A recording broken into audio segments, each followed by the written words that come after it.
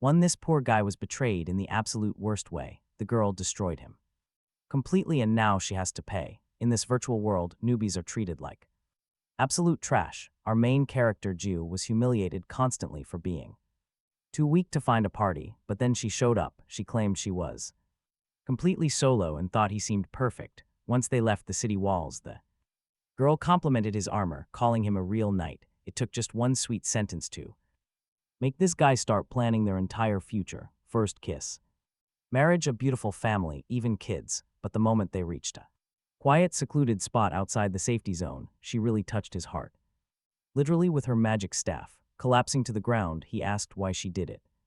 Just to steal his starter items, but she laughed, explaining she did not need trash gear like his. She called him poor, mocking him as some beggar kid with pathetic equipment. After she finished completely shattering his self-respect, she slaughtered him, saying she was sick of losers. Having eliminated her 1000th newbie player, she unlocked an incredibly rare secret class. Now she is the very first goddess in the game Kronol Life. Overjoyed, she left right away, muttering about some grand mission. Meanwhile, the defeated Jew faced a massive penalty. He respawns in the nearest town, losing half his hard-earned power.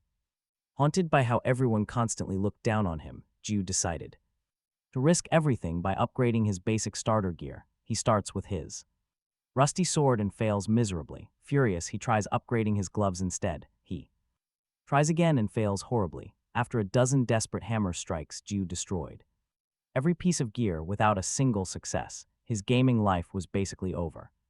All he could do was weep, but then a tiny wooden twig fell nearby.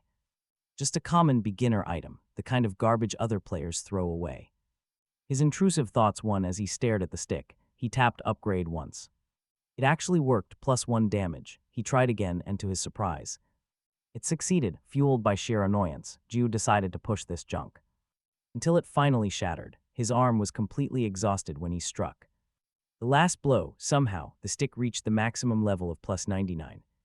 Stunned, Jew fumbled in shock and accidentally dropped his legendary stick. When the wood touched the ground, the system registered it as an attack. Cue the most catastrophic explosion in gaming history, an attack so devastating that it nearly split the virtual world in two. Staring blankly at the ashes, a massive wave of system alerts flooded his vision. He had broken the record, vaporizing 850,617 players. After realizing he now held the most overpowered weapon in existence, Jew vowed to exact absolute revenge on everyone who had ever looked down on him, starting with that fake goddess. But first he needed clothes, being totally broke. As he walked, an aggressive player bumped into him and immediately started screaming. Tired of the threats, Jew muttered that he asked for it, swinging his stick. The toxic player instantly exploded, taking a huge piece of the city map with him. Terrified onlookers realized he was the cause. Jew smirked, but a sudden system warning flashed red. His wooden twig now had a durability of only 3 out of 5, 3 hits left. With his weapon on the verge of breaking, he ducks into a dark alley to plan. This god-tier tool has only 3 uses left, and wasting them on simple revenge feels wrong. He needs a smarter plan. Instead of hunting small fry, he decides to aim for the top. He wants instant fame by taking down the game's ultimate boss. His journey begins now.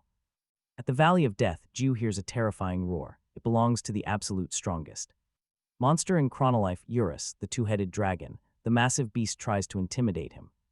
But before the dragon can even finish his threat, a sudden strike completely tears off one of his massive heads, leaving him utterly stunned. Suddenly, the entire power dynamic shifts. Now Eurus desperately wants to negotiate, but Jew has absolutely no interest in talking. With only 3 strikes left, his goal is to kill this legendary beast and power level. He immediately unleashes a second devastating blow, leaving the massive dragon completely broken on the ground. Jew sighs, knowing his overpowered weapon is about to shatter into dust, but right then, Eurus spots a tiny silver lining to stay alive and desperately offers a business proposal. Jew is losing his patience and tells him to spit it out quickly. Eurus explains everything. He talks about ego weapons, where a powerful soul merges with gear to make it indestructible. This grants absolute power and endless durability, but there is one major catch to it. To unlock this cheat code, Jew must form a sacred contract directly with the beast. By doing this, Eurus gets to survive as an eternal spirit inside the wooden staff. Jiu agrees instantly. Eurus immediately binds his soul to the weapon, upgrading it on the spot. It transforms into an ego-class weapon with limitless durability, becoming utterly broken. Now Jiu can finally pursue his revenge without holding back or worrying about breaking it. Meanwhile, back in the city, things are rapidly heating up, and it's bad news. Bounty posters of Jiu are plastered across every kingdom, offering him dead or alive. The reward is a massive 1 billion gold, and the heavy hitters are finally rolling in. Elite adventurer groups from every corner of the land gather to handle this threat. The 5 top guilds in Kronol Life assemble, led by their most formidable champions. They share one singular, deadly objective: hunt down the monster who wiped out more than 850,000 players in an instant. He is too dangerous to live. To lead this massive new coalition, they choose the most respected warrior in the game. Castle King Arden, the powerful commander of the Justice Guild, steps up to take charge. Under his sharp gaze, the World Union Guild forms, officially declaring war on Jiu. But Jiu's weapon now holds infinite power, meaning he can unleash absolute chaos. While strolling happily through the capital, he suddenly gets a massive jump scare. A weird little creature pops right out of his staff and starts talking. It is actually Eurus, the legendary dragon, looking surprisingly small and cute. Sadly, only Jiu can see him, but the peaceful moment does not last long. Things are about to take a sharp turn. Jiu notices something on the wall. He pulls it off and stares. It is his own official wanted poster, leaving him shocked. Thousands of identical copies are plastered across every single wall in the city. Meanwhile, Eurus is practically cheering beside him, completely thrilled by the situation. He says this fame is fitting for a master who annihilated 800 players alone. That single, devastating strike is something even a dragon could never hope to match. Plus, a bounty of 1 billion gold translates to 1 billion in actual cash. Jiu is baffled, asking how a simple artificial intelligence can use such modern slang. Eurus just laughs it off, claiming nobody cares about minor system violations anyway. He's already dead. The little companion asks what his hung will do now, because with a massive bounty like this on him, players from all over will hunt for his head, even suggesting they should just wipe out the entire human race once and for all. Jiu looks away, remembering the moment he dropped his staff on the ground, and then stares down at the scattered posters. Honestly, he thinks the feeling is not bad. It kind of makes him feel like a real celebrity. He suddenly announces that, since things have gone this far, he will just adopt the LHS style. Eurus, completely confused, asks what that even means. The young man explains it is an acronym for loser hiding strength, a classic trope where an overpowered person pretends to be completely weak. Eurus questions the logic, arguing that other humans will just look down on him as a total nobody, but Jiu says he just does not get the vision. This is going to be fun. Has Eurus never seen a setup like this before? To everyone else, he seems like a total weakling, but he is actually the main character. He wants to enjoy this fantasy life to the fullest. Right up until a random arrow pierces his chest. Eurus gasps. Jiu falls over, spitting fresh blood onto the cold dirt. He drops his head as Eurus circles above him, desperately calling for his hung. Up on a rooftop, Hawkeye watches him, holding rare glowing cyan bow with a quiver packed with arrows of the same color. He shouts that the target has been neutralized. Below, his massive army charges toward Jiu, who still lies on the ground as Arden Castle troops close in. Hawkeye yells down in the name of the supreme commander of the 5 guilds union, I order you to bind this monster who murdered 800,000 people and drag him to jail. All the soldiers roar in response, completely ready to strike. Eurus, in a panic, begs his hung to quickly get up. These human weaklings are nothing, but it will get messy if they overwhelm us all at once. Despite the arrow in his chest, Jiu slowly pushes himself up to face the entire Arden army. The soldiers scream that the enemy is back up. Hawkeye commands, do not let him breathe, attack all at once. Eurus cries out for his hung, terrified. Jiu, however, completely takes back his earlier words. He violently rips the arrow from his chest and throws it down. In pure disgust, gripping his staff tightly, he mutters that he really just wanted to live a peaceful life as a background extra, but these fools brought this on themselves. An absolute explosion of raw energy erupts, blinding the entire area. With a single swing of his staff, he unleashes a force like a nuclear bomb. In less than a second, every single soldier drops dead onto the dirt.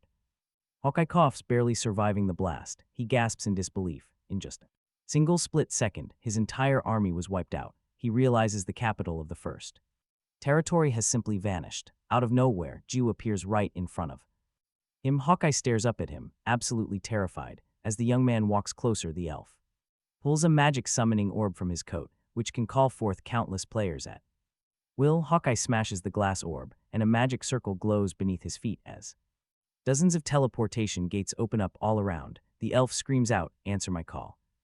All members of the Alliance execute the mass teleportation. Tens of thousands of warriors begin pouring out of the portals. Ju just calmly watches the entire display, showing absolutely no fear. The fresh soldiers surround him completely, revealing an unstoppable army of millions from the World Union. There were approximately 3 million. Millions of warriors, all summoned for one single purpose, to take down Ju. Hawkeye points directly at him and screams for his army to attack. The massive army charges forward in unison, while Ju simply lets out a deep sigh. He calmly moves his staff to the side with one incredibly smooth motion. Cutting down an entire row of soldiers, he erases everyone in his path. Eurus watches, completely stunned, as Ju swings that heavy staff once again. He swings to the other side and thrusts forward, decimating another wave. The great dragon Eurus is in utter shock at this sheer level of power. He honestly believed Ju would be in deep trouble if they all rushed him at once. To him, that was just basic common sense. Even he had his limits. No monster could handle millions of elite rankers at once, not even a dragon. The World Union was a deadly opponent made up of the globe's finest players. Eurus himself would likely lose if he threw his own army into this madness. That's why he figured the smartest move was to run, but he was dead wrong. Seizing a tiny opening, a few soldiers from the crew's lineage charge forward. They brandish their swords and spears, leaping straight toward Ju. Aiming to pierce him, the protagonist merely shifts his staff. A single light touch completely obliterates them, splitting another entire row in two. Meanwhile, back in the lines, Abracadabra and her mages quickly prep a spell. Ju senses the sudden rush of mana from right behind him. He turns to find a massive magic circle taking shape in the sky. Abracadabra unleashes an ancient destruction spell meant to completely vaporize him. A colossal beam of pure, destructive energy comes hurtling directly toward him. The protagonist watches it with a slightly surprised, casual look. He thinks the name of her spell is pretty cool and decides he needs one too. With a sharp whistle, his simple wooden staff swings straight upward. The strike slices through the air, piercing far above the sky. He names this attack Arise. Just like that, the ancient magic is shattered. Stunned, Abracadabra can only stutter, asking how he broke her legendary spell. Her elite mages scramble to prepare another attack, but time runs out. Before they can act, Ju swings his simple stick upward, calling it attack. He cuts through everything in front of him, sending the mages flying like ragdolls. 1 man against 3 million was not a battle, it was a massacre. The proud World Union Guild is absolutely crushed, left in ruins. Hawkeye kneels on the blood-stained ground, shivering in a cold sweat of pure terror. He keeps repeating his disbelief until Ju suddenly looms right over him. The protagonist casually explains he spared him because controlling his strength is pretty hard. Shocked, the terrified elf demands to know why he was spared. Ju sighs, pointing out that Hawkeye was the guy who shot the arrow earlier. Before the elf can panic, the heavy stick smacks him hard across the face. That impossible battle quickly goes viral, spreading far beyond the game itself. Even non-gamers are talking about it, while Ju's legendary stick remains perfectly intact. Ju inspects the weapon closely after putting an end to the miserable elf. Eurus remarks that Hungam is truly terrifying, while Ju wonders where he went. Suddenly, footsteps approach from behind. Ju spins around, coming face to face with a girl. Is there someone left? He groans, such a pain, but her silhouette suddenly catches his eye. The two of them just stand there, locking eyes, right in the middle of the battlefield. But she only stares, right back at him. Ju feels a dark rage building. He finally recognizes her. Absolutely nobody could have predicted this sudden, tense reunion. The goddess of life smiles warmly. It has been a long time, Mr. Ho. Just look at this, 3 million fallen bodies cover the silent sunset plains. Countless broken weapons litter the dirt, right there in the very middle. Ju stands face to face with her. This entire scene is incredibly dramatic. He remembers when she insulted his parents, calling them nothing but cheap beggars. His hand violently trembles with rage. He is not even sure of his feelings. But a sudden bitter laugh slips out of his throat. The goddess of life asks how he has been, calling their unexpected reunion a twist of absolute fate. Jiu snaps that it is absolute nonsense. Just looking at her makes him sick. He can easily tell some absolute monster has been hunting for him. The goddess smiles, asking if she really gives off such a terrible impression. Jiu says he wants to crush her, but first he has a quick question. Did she dye her hair? The bizarre question actually seems to delight her. She explains that sacrificing his life allowed her to unlock a secret goddess class. That is why her hair changed color, but Jiu only stares back, completely cold. Raising his staff, he points out she took 1,000 lives for that new job. Honestly, she should probably be called the goddess of death instead. Goddess agrees, finding it amusing. Absolutely, Jiu replies. Then he slams his staff down, launching a massive wave of energy straight at her. He yells that the story time is over. Now it is time to crush her. The goddess wonders if this is too fast, but the blast already goes off. A violent explosion tears through the ruins. Jiu watches the rising smoke, expressionless. Her voice echoes from the dust, sighing that she wanted to talk longer. She suddenly appears right behind him. Jiu spins around instantly, ready to slam his staff down. Another massive shockwave erupts, cracking the ground right before them. Eurus yells that he hit the target, just as expected of his beloved Hunum. A perfect strike. Jiu replies that gentle-looking punks are always all talk. But as the heavy smoke begins to clear, his eyes widen slightly. The goddess is still standing there, completely unharmed, calmly watching him. She remarks that he has definitely grown quite a bit stronger. But a weak attack like that could never hope to take her life. Eurus yells for his Hunum to look, pointing out that she is still alive. Jiu replies that he can see. Meanwhile, the goddess just watches them, smiling. Eurus catches her gaze and freezes in total confusion, wondering how this is even possible. She is looking right at him. That should be completely impossible.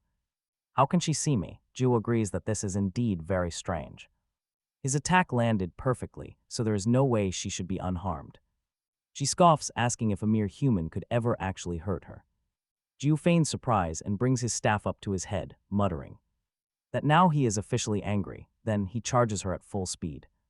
The goddess just stands there, waiting as the attack closes in and causes another massive explosion. Jiu gives her zero breathing room, launching another brutal attack right after, tearing apart another chunk of the area. His relentless assault never stops, shattering a piece of the world. Even Eurus is deeply impressed, noting that the entire continent is violently shaking, and at this rate the world is completely done for. But the goddess just shrugs it off. Smiling, she unfurls her wings and floats right above the exhausted protagonist. Eurus watches her ascend in sheer shock. Jiu is gasping for air, sweat pouring off his tired body. Her wings dissolve into beautiful, floating feathers. She slowly steps closer to him, asking what Mr. Ho would do now. She mocks how excited he was, dreaming every single day of taking her life. She tells him to just give up because no matter how strong he becomes or how long he trains, he can never defeat her. She whispers this right in his face. Jiu just glares at her silently, then lets out a heavy sigh and turns his back on her. The goddess mockingly asks where he is going and if he has finally given up. Instead of answering, Jiu just lazily swings his wooden stick through the empty air. He mutters that he was just testing his grip, wondering if he might break it. She scoffs that it is useless and that he still cannot take her life. But the hero calmly points out that his target was never actually her. Not her, the whole planet. Honestly, who saw that coming? The goddess is utterly bewildered. Jiu explains that since he cannot beat her, he will just destroy the world. Either she dies in the blast or gets blown into space. The goddess stares in pure disbelief, wondering if a human could actually do that. Jiu just smiles and promises to strike with absolute, maximum power. He mentions that he did something similar earlier today without even trying hard. And yet, that was not even close to his actual limit. Her face turns grim. She warns him that destroying the planet means he will die too. It is just a pointless suicide instead of revenge. She demands to know if this crazy plan would really satisfy him. Jiu, who had paid with his own life to learn this lesson, just laughs. The real truth of this game is simple: only the strong survive. He tells her to listen closely, because now it is her turn to learn. Gods like her never get it. Raising his staff, he warns her again. You never mess with someone who has absolutely nothing left to lose. Terrified, she begs him to stop, but Jiu swings his wooden staff with everything. The second it hits the ground, the entire world begins to shatter. The goddess and Eurygerus are instantly caught in the blast, while Jiu just grins. The entire battlefield tears apart into 6 pieces, splitting the entire Earth in the exact same way before erupting into a supernova. The massive shockwave ripples across the whole universe of Kronol Life, destroying everything with that single, full-power blow. Infinite lines of data scroll down. Meanwhile, back in the real world, inside a high-tech virtual reality room, an employee is fast asleep on his shift. Suddenly, a player screams. In pure frustration after getting forcefully kicked offline, he demands to know why. He was disconnected out of nowhere before they could even fight the final boss. Other players demand answers. They turn to the lobby attendant. Did he flip the main breaker? The employee is finally awake. Quiet down, he begs them to relax. It is no blackout. No blown fuse. One player guesses it is a server-side crash. Crowley's fault. Suddenly, someone yells about an online announcement. An emergency notice is up. The system confirms a major error. Kronol Life is completely down. The reopen date postponed indefinitely. Unbelievable, right? The massive world-class server actually crashed. Yet one player remains. His VR pod is still active. It is still running. Inside the game, a strange synchronization screen appears. The client updates to version 1.7, checking users. Total users exactly 1. Jiu stands alone in a strange room. Glowing streams of code float around him. The void is silent. Completely lost, he looks around, deeply confused about where he is. A quiet voice speaks. ST-389, he destroyed it. That was the beautiful planet he destroyed, a masterpiece in the 4th universe. It was their mother's absolute favorite place. Jiu turns around, startled. Who are you? Jiu demands to know. The blonde man scowls. Shut up, the blonde man tells him to be quiet, but then, a creepy smile spreads. I am God, he says. Talk about a crazy plot twist. Jiu just looks at him and sighs. That is none of my business. Have you seen a black-haired woman around here? God just shakes his head. It is just the 2 of them here. A massive screen confirms it. Only one player is online. God looks at Jiu, baffled. How are you alive? You wiped out everything. No one survives. That explosion killed every living thing. It is simple logic. Jiu does not panic. He just laughs, completely confusing the deity. He bursts into manic laughter. My revenge is finally complete. Absolute pure joy. This is the whole reason he played. Eurus, come out. My revenge is finally complete, but still nothing happens. Total silence. Jiu slams his staff down, calling his dragon again. It is just us here, God repeats. That little child is gone. Do not expect him. Jiu is stunned. What are you? If the user count is exactly 1, then what are you? An admin? Or maybe an NPC? God laughs, stating he is neither of those. Suddenly, space cracks. A massive rift tears open, cutting him off. He sighs. Something is already interfering with their private meeting. Brilliant light suddenly erupts, illuminating Jiu's face in the dark. This is disappointing, but farewell. It was great to meet you. Say hello to the little furry one. Jiu screams to wait. A blinding flash consumes the room. The deity completely vanishes, gone. Instantly, the game server shuts down. Jiu is completely disconnected. In the real room, his capsule is the only active one. It hisses open. Jiu sits up in his real body. He rips the virtual reality headset off. Why did that bastard show up now? He grumbled, questioning what that furry little thing was all about. Right then, he noticed a blonde man with a cigar in his mouth, staring intensely at him. The guy stood up and walked over to our main character, listing his details. Jiwoo, age 21, playing Kronol Life for 3 months with your weapon of choice. Being a level 99 wooden stick. Correct, Jiwoo confirmed. Then demanded to know who he was. Removing his glasses, the stranger declared that he was the guy who would steal that weapon. Mentally, our hero quickly reviewed his situation. He was just an ordinary college student who loved playing Kronol Life. In fact, until recently, he was a total beginner. But by some crazy stroke of luck, he managed to upgrade a stick to level 99. With it, he thrashed everyone he disliked, including the ex-girlfriend who cheated on him. Then some guy claiming to be God appeared and vanished, and now here he sat in a high-class restaurant surrounded by guards. Suddenly, food was served. While the blonde man ate like a king, Jaiwoo just stared. Eat, the man insisted. The lady running this place is a master chef. Jaiwoo nodded, wondering what the hell was actually happening here. The stranger explained this was a restaurant he used to visit back when he was totally broke, 15 years ago, before his company started.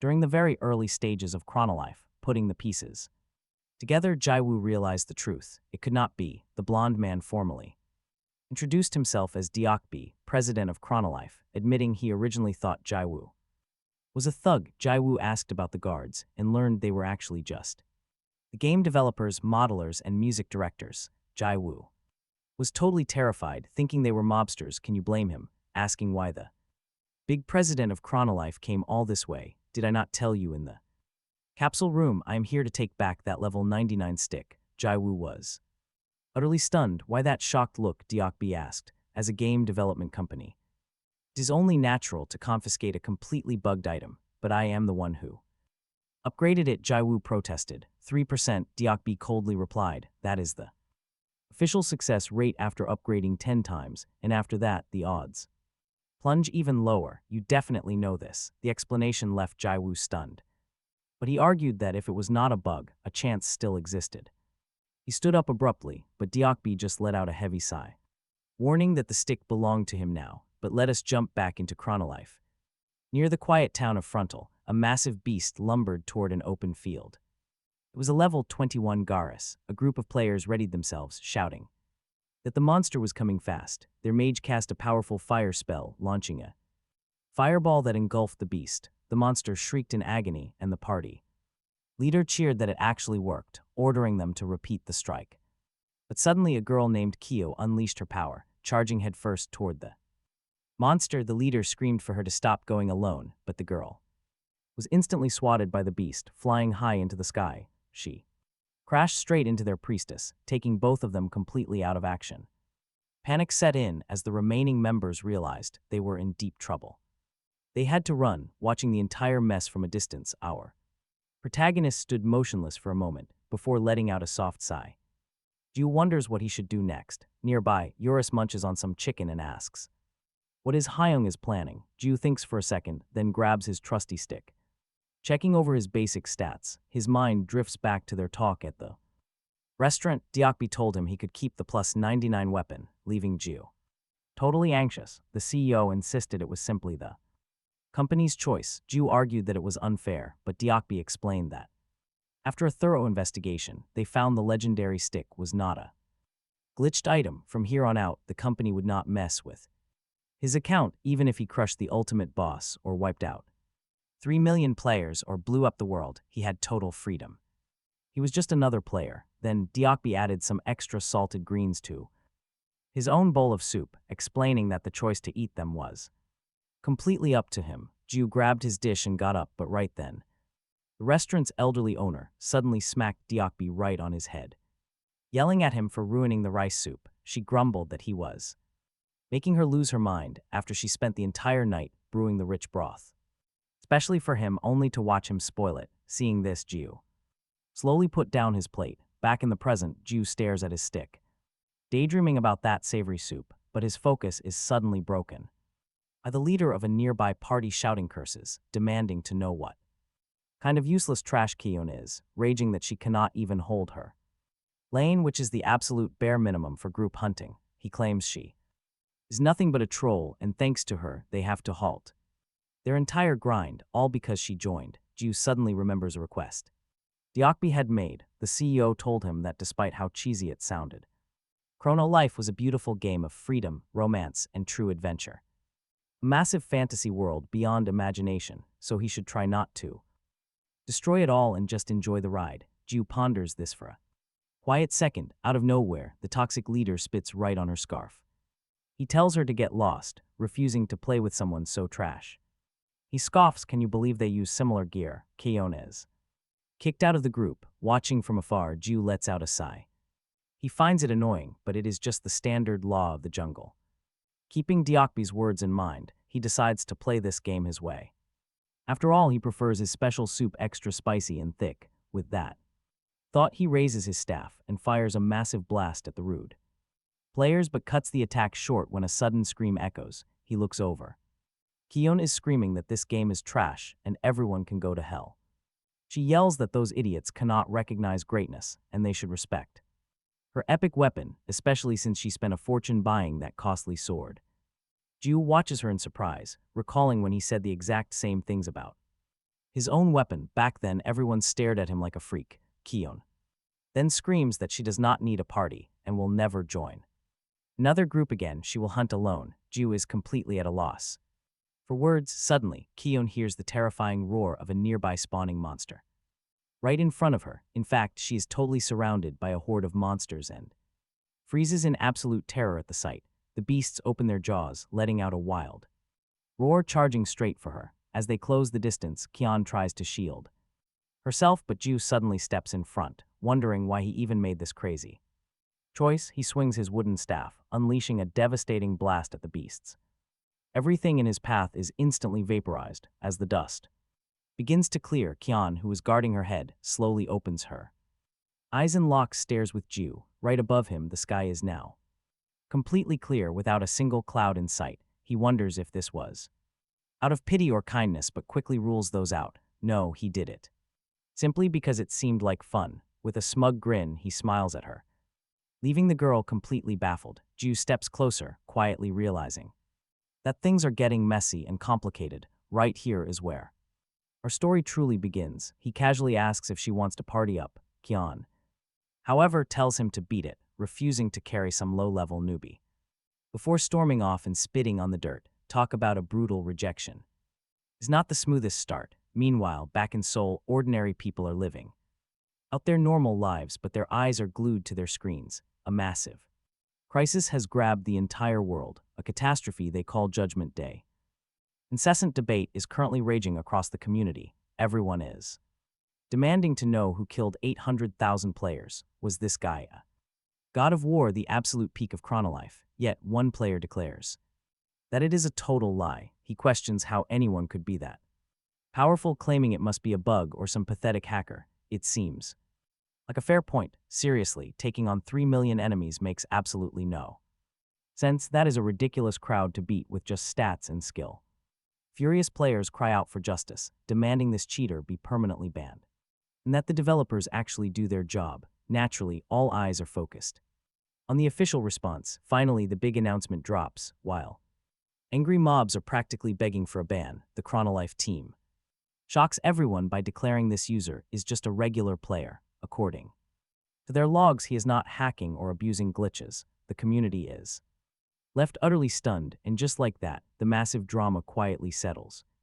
Out on the streets, nobody can stop talking about it. This legendary server actually crashed because of one single player. Word is he wiped out thousands of users instantly. Now everyone wants to know who he is behind the screen, especially since his face is hidden under a dark hood in his avatar photo.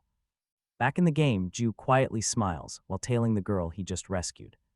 Nothing but their footsteps echoes through the quiet forest. Kion, who is clearly getting annoyed, stops dead in her tracks, turns and confronts him.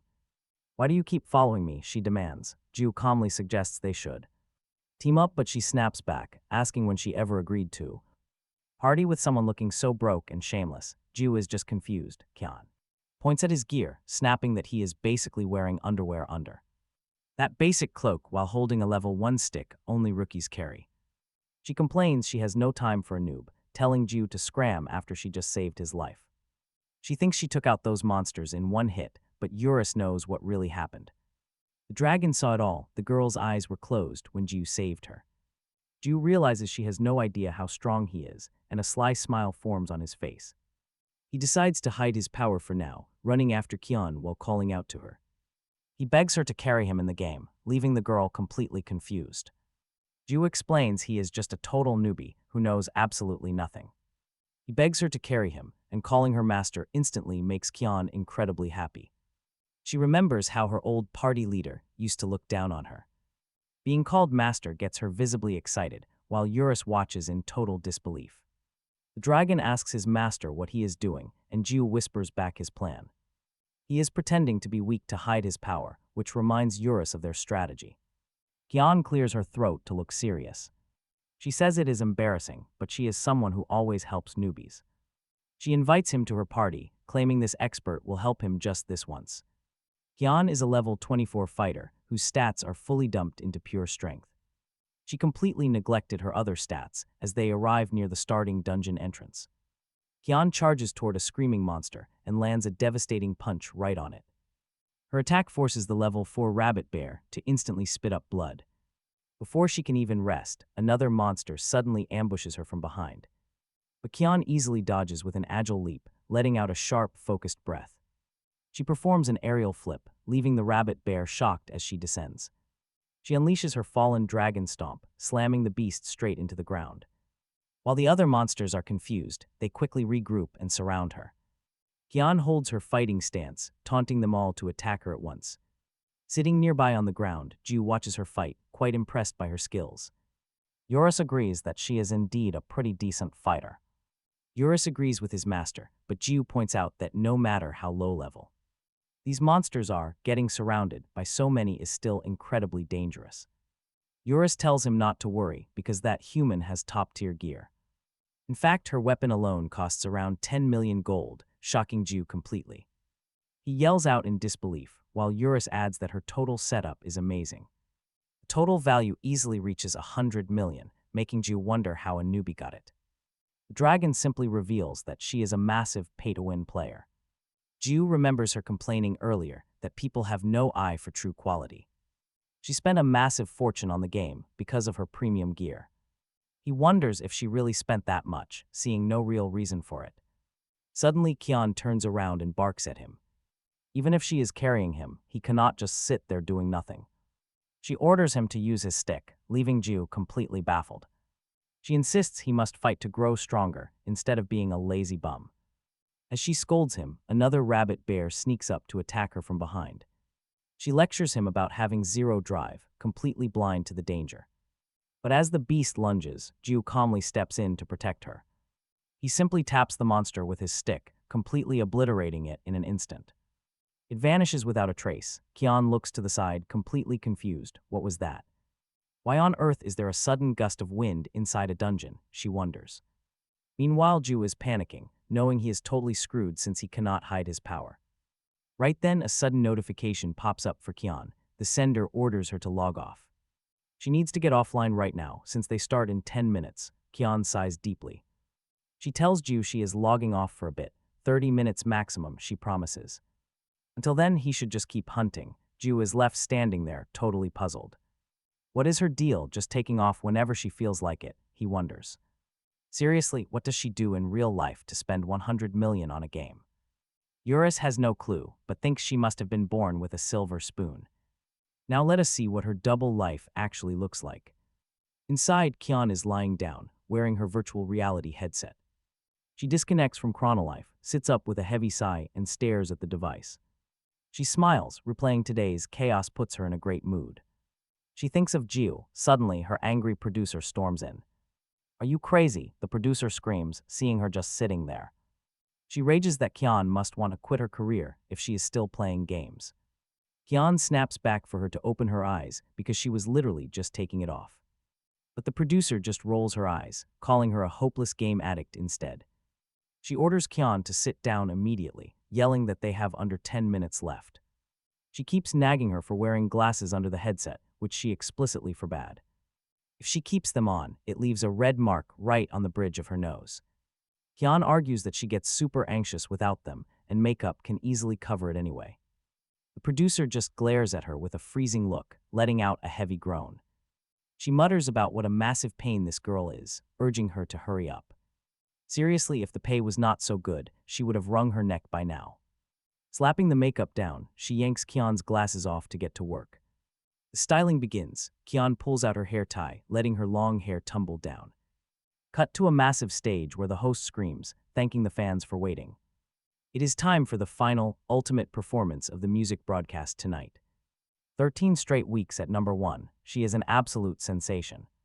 The most famous singer-songwriter of our time, let us welcome Han Sarang. Han Sarang begins her performance, singing a song about first love. Afterward, she greets the screaming crowd with a lovely smile. She is a mega idol, but her secret, online gaming. Meanwhile, back in the dark dungeon, Monster Rabbit bears charge at Ju. Ju wants to squeeze in some practice before Kian returns. Eurus is confused. He explains that if he wants to hide his strength, he must master control. So he is going to practice attacking monsters without actually killing them. Suddenly, a truly massive shockwave erupts, stretching far out from the planet. God watches with a grin. Attacking without killing sounds fun. He turns to a maternal goddess, a giant sun glowing behind her. He asks if she agrees with him. Now, back to Han Sarang. She was only a sophomore in high school when she started out. It was a brutal, unpopular debut, but she fought her way up. She reigns as today's top star, while a reporter congratulates her. He cannot believe Sarang just took home first place 14 times in a row. He raves about the sorrowful lyrics of her debut track, based on the story of the Little Mermaid, wondering how she always manages to write such deeply emotional poetry. Sarang tells him she is quite the homebody who spends her time reading poetry. Collections and classic fairy tales. The reporter notes that this makes perfect sense, given the title of the song, but Sarang admits her producer warned her not to mention fairy tales because it might seem a bit childish and embarrassing. The adorable hobby instantly charms the interviewer and the entire crowd. He calls her confession incredibly sweet, and she shyly offers her thanks. Behind the scenes, her producer grumbles about what a massive liar she is. I mean, talk about a double life. She's totally tricking the entire country. Her real secret hobby is a heavy gaming addiction. Back on screen, the host continues, noting that Sarang has also gained huge popularity for her spectacular acting, especially her latest role playing a totally bratty and rebellious high schooler. Sarang nods, claiming she struggled because she has honestly never once cursed in her entire life, but inside her favorite game, total opposite, she is a beast. She screams at Ju, calling him a total idiot and snapping at him. Her master has finally returned, and he didn't even greet her. Ju asks, since when was she his master, and Sarang barked that it starts right now. She demands to know if he is seriously complaining about getting carried through dungeons. Ju quickly shakes his head. For Sarang, this virtual world is the ultimate stress relief. Eurus quickly advises his big brother to just dump this toxic girl, but Ju replies that he absolutely must keep playing weak and hide his real power. That's his main goal right now. Sarang suddenly orders him to repeat after her.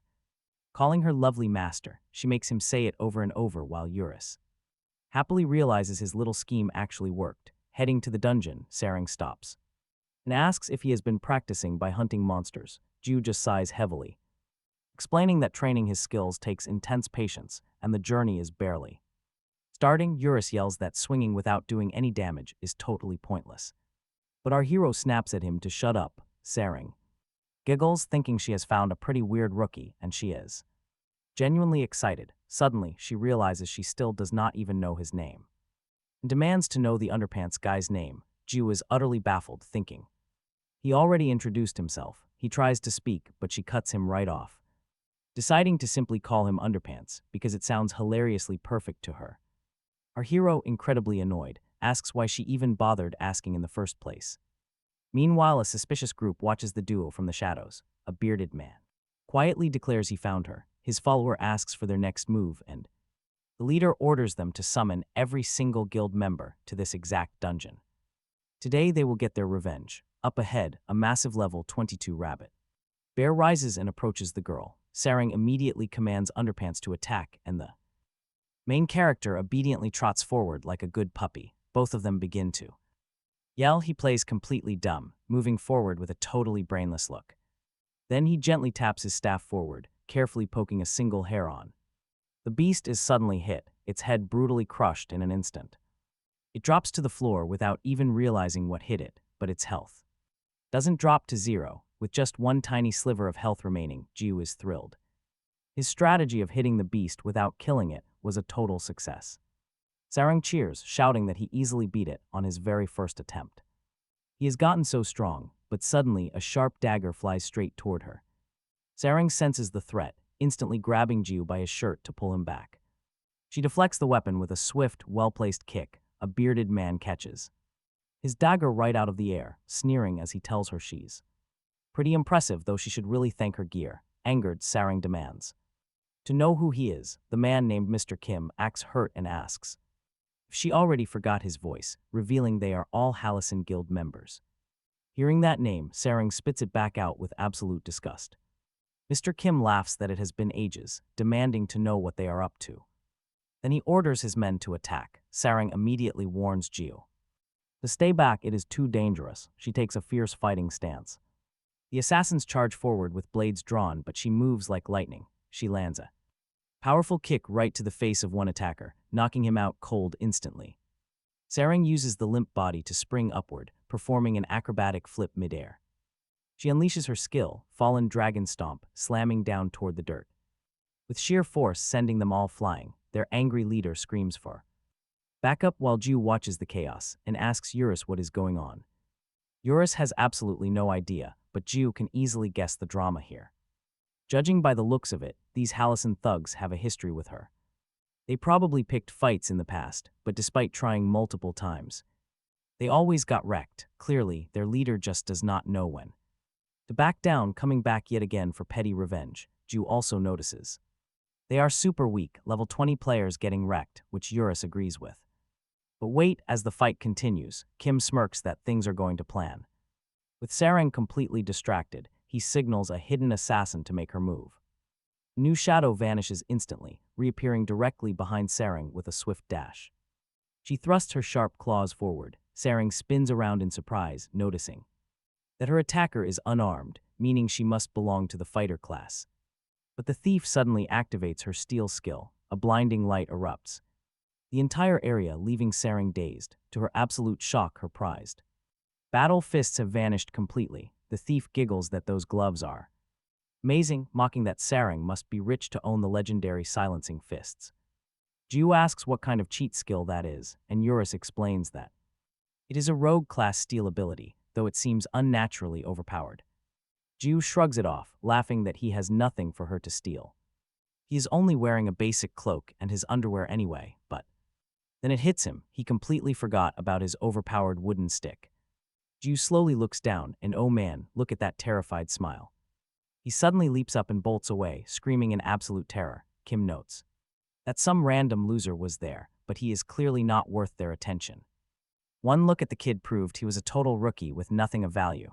As Jiu backed away, the thief got excited. She tossed the weapons to Kim, telling him that he might not know it, but stealing from a nobody is actually way more fun. In a flash, she appeared right in front of Jiu, calling him darling and asking where he was going. Jiu was startled as she pointed her hands at him. Realizing he could no longer hide his power, he gripped the staff and swung for a quick slash, but absolutely nothing happened. Everyone was completely stunned, including Eurus. When the smoke cleared, Jiu stood empty-handed, his main weapon totally gone, staring blankly at the thief. She smugly declared the stick was all hers now, sending a cold sweat down our hero's face. She even threatened to take his hood, leaving him in nothing but his underwear. Then a cold shadow suddenly fell, right over the thief's face. She looked up and froze. There stood the terrifying true form of Eurus before her. The massive spirit roared, demanding how a mere mortal dared to touch him. Without knowing his true name, terrified, the girl collapsed to the ground. Dropping the weapon right next to Jiu, he looked down at his stick and gladly picked it back up. Instantly, the system announced that Eurus refused to acknowledge this thief, confirming Jiu as the rightful owner. A manifestation of Eurus emerged directly from the staff, growling at the sheer audacity of anyone trying to claim him. Since no one could ever wield his power except for Hungam, clearly the thief had severely overestimated herself. Jiu gently reached out and patted the dragon's head, leaving him totally embarrassed. Talk about a power move. Trembling, the thief scrambled away from Jiu, unable to understand what had just happened. A ghost? No, this felt way too real. Kim snaps at her, demanding to know if she has completely forgotten her job. The thief stands up, shooting back that she is a highly trained professional mercenary who only cares about the cash. Just then, Sarang charges in with a loud shout, launching a flying kick to get her weapon back from that little thief. The agile girl easily dodges, teasingly saying she got scared. What a wild surprise attack. Too bad she is chasing the wrong target since the weapon is over there. Watching this play out, Kim clenches his fists with a smirk on his face. Sarang yells, calling them absolute bastards and promising to take their lives, but suddenly she collapses, fainting after a quick tap from Jiu. He calmly explains that this is his strike. Without killing skill, the confused thief demands to know if the two of them were actually partners. Ju simply replies that he was just hiding his power. She asks what on earth he is talking about, but is instantly hit by a devastating shockwave. In a single moment, every assassin is easily wiped out. The thief stares in utter disbelief, asking if he was the one who did this. Ju lightly taps her head with his stick, simply saying yes, he did. The thief's health immediately drops to a critical level. Ju activates his special strike. Without killing skill again, he mentions that surviving endless struggles made him mentally tough. But just a second ago, she almost gave him a total heart attack. Then his latent power explodes outward, completely devastating the entire area. Sarang suddenly opens her eyes, waking up flat on her back in an open field. Still totally dazed, she stumbles to her feet. She is completely disoriented when suddenly, from behind, Ju steps out and asks if she is finally awake. Shocked, she calls him Panty Boy. Demanding to know where they are and what happened to those thugs, Ju simply replies that they are right outside the dungeon. The enemies, long gone. What do you mean by that? And why did I suddenly pass out? That is when Sarang finally notices the gauntlets wrapped around her hands. Realizing her weapons are back, Ju asks if this was the work of the Holison Guild. He wants to know what they actually do. Who are they and what is their game? Sarang blushes, wondering why this guy is suddenly being so caring. Does he want to die? But then she lets out a soft sigh and smiles. Fine, she will explain everything. Since he dragged himself into this mess, she asks him if he knows the term pay to win. Ju looks completely blank. Fortunately, Eurus pipes up to explain it is a phrase commonly used in online gaming. Ju is baffled. How does a non-player character know this? Eurus casually reveals that he looked the term up on Wikipedia, despite being a game character. He starts reciting the exact definition word for word, making Ju head spin. But Sarang cuts him off to simplify. Basically, they are gamers who spend crazy amounts of money on gear. Ju asks if she means the Holison Guild is full of those wealthy pay-to-win players, and she nods in agreement. Apparently, she bought these rare gauntlets at an auction a few months back. Ever since that purchase, the Holison Guild has been relentlessly hunting her down to snatch them away. Too bad for them, they are just trash players with zero real skill. So she ended up crushing them every single time. Still, how did Ju get them back? Did he steal them? Ju shrugs, explaining that those guys just dropped the weapons and ran off. Maybe they forgot them. Sarang finds that hard to believe, knowing that crazy old guild master will definitely send his men after her again. His obsession is no joke. Ju, however, finds this whole situation incredibly bizarre. Why would rich players go to such lengths just for a single weapon? Sarang scoffs, pointing out that these rare gauntlets are worth 10 million gold. But Ju fires right back. None of this makes sense, not even a little. These guys spend billions on gaming, yet they are desperate over a 10 million weapon. Something deep is going on here. Meanwhile, over at the Holison Guild headquarters, Kim is brutally struck down. Fresh blood splatters the floor as he collapses. He trembles right before his furious guild leader, begging desperately for one more chance. The boss tells him to shut his mouth. He calls the entire squad useless. He refuses to waste another second and assigns the task to his 4 elite Heavenly Kings instead. Kim looks up in terror as 3 massive figures step forward. Standing before their leader, the second Heavenly King sneers at the pathetic, beaten subordinate. Why is a weakling with only 100 million gold even in our division? The third king agrees, reminding everyone they wanted to kick little Kim out long ago. But of course, their great leader Haeng Nim was always far too merciful. While the first Heavenly King stays dead silent, the second one kneels down, mockingly whispering that hiring a lowlife mercenary was an incredibly brainless move. Total failure, but just then, the first king finally decides to step in, telling them to let him handle it, running a hand through his hair. He casually notes that those special silencing fists will take effect in 12 hours. Hearing this, their leader bursts into an absolutely hysterical fit of joyous laughter. He screams that it is great being called Lord King while boasting a total net worth of 12 billion. He orders his crew to show the world the Holison terror. The bloodbath begins, but right then, Ju suddenly appears right inside their base, calmly scratching his nose. Everyone freezes. They are totally bewildered. Ju scoffed, a bunch of kids laughing over some blood festival. He openly mocks their legendary leaders. The furious king demands to know exactly who he is and where he came from. Ju tells them to figure it out themselves. Then, with pure disrespect, he picks his nose. He mutters that hiding his true power is getting pretty tough. Especially with Sarang in danger, he cannot pretend to be weak forever. He laughs again, mocking their stupid titles, and decides to wrap this up right now. The king growls in absolute fury, calling him a total crazy bastard, and orders his men to end him. The goons rush forward, preparing their strongest attacks at a terrifying speed. But Jiu just stands there, grinning. Now watch, with one incredibly casual swing of his staff, he unleashes a shockwave that completely vaporizes the entire charging crowd. They destroyed by a literal twig. Outside, a girl approaches. Humming happily, back inside, the first heavenly king lunges at Jiu, who drops him with a single effortless strike of his stick, making him spit a mouthful of blood. Suddenly, a massive explosion rips the house in half. The girl, the goddess of life, pauses, but a smile soon spreads across her face. She immediately knows who is responsible for this. The Lord King screams for every single member of the Hallison Guild to attack. At once, facing the massive crowd, Jiu sighs, gripping his staff. Firmly, he tells them that if they want his head, they bring at least 3 million men. He sweeps his stick, delivering a strike that smashes a fighter dead in the face, triggering a massive, blinding explosion that blasts skyward. Grinning, Jiu sweeps his wooden twig to the side, completely wiping out everyone.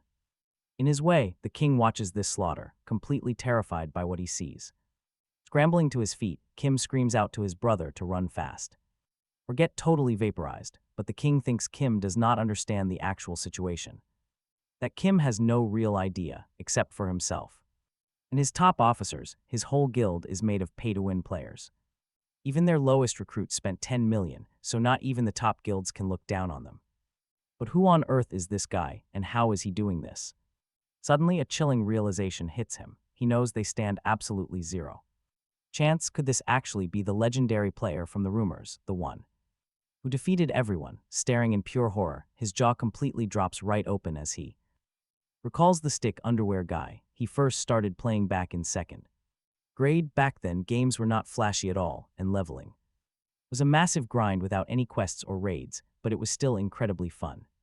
For 9-year-old Wang, he would secretly play late at night, ignoring his parents yelling. Those precious memories of leveling up with friends are still unforgettable. But as the years passed, he grew up and got swept away by heavy responsibilities, and a busy life left him with no time to look back. Suddenly, he realized he was already in his 40s, now known as CEO Wang. He sits in front of his computer in a pristine room when a subordinate enters. The man addresses him as Hung Nim, presenting the old monitor he had requested. Wang wanted to treat himself to a special gift, a piece of a bygone era. He had worked harder than anyone. The subordinate asks why he needs this. Why use that ancient computer when he could play any online game on a new one? Wang simply replies that it is for the vibe. His heart begins to race.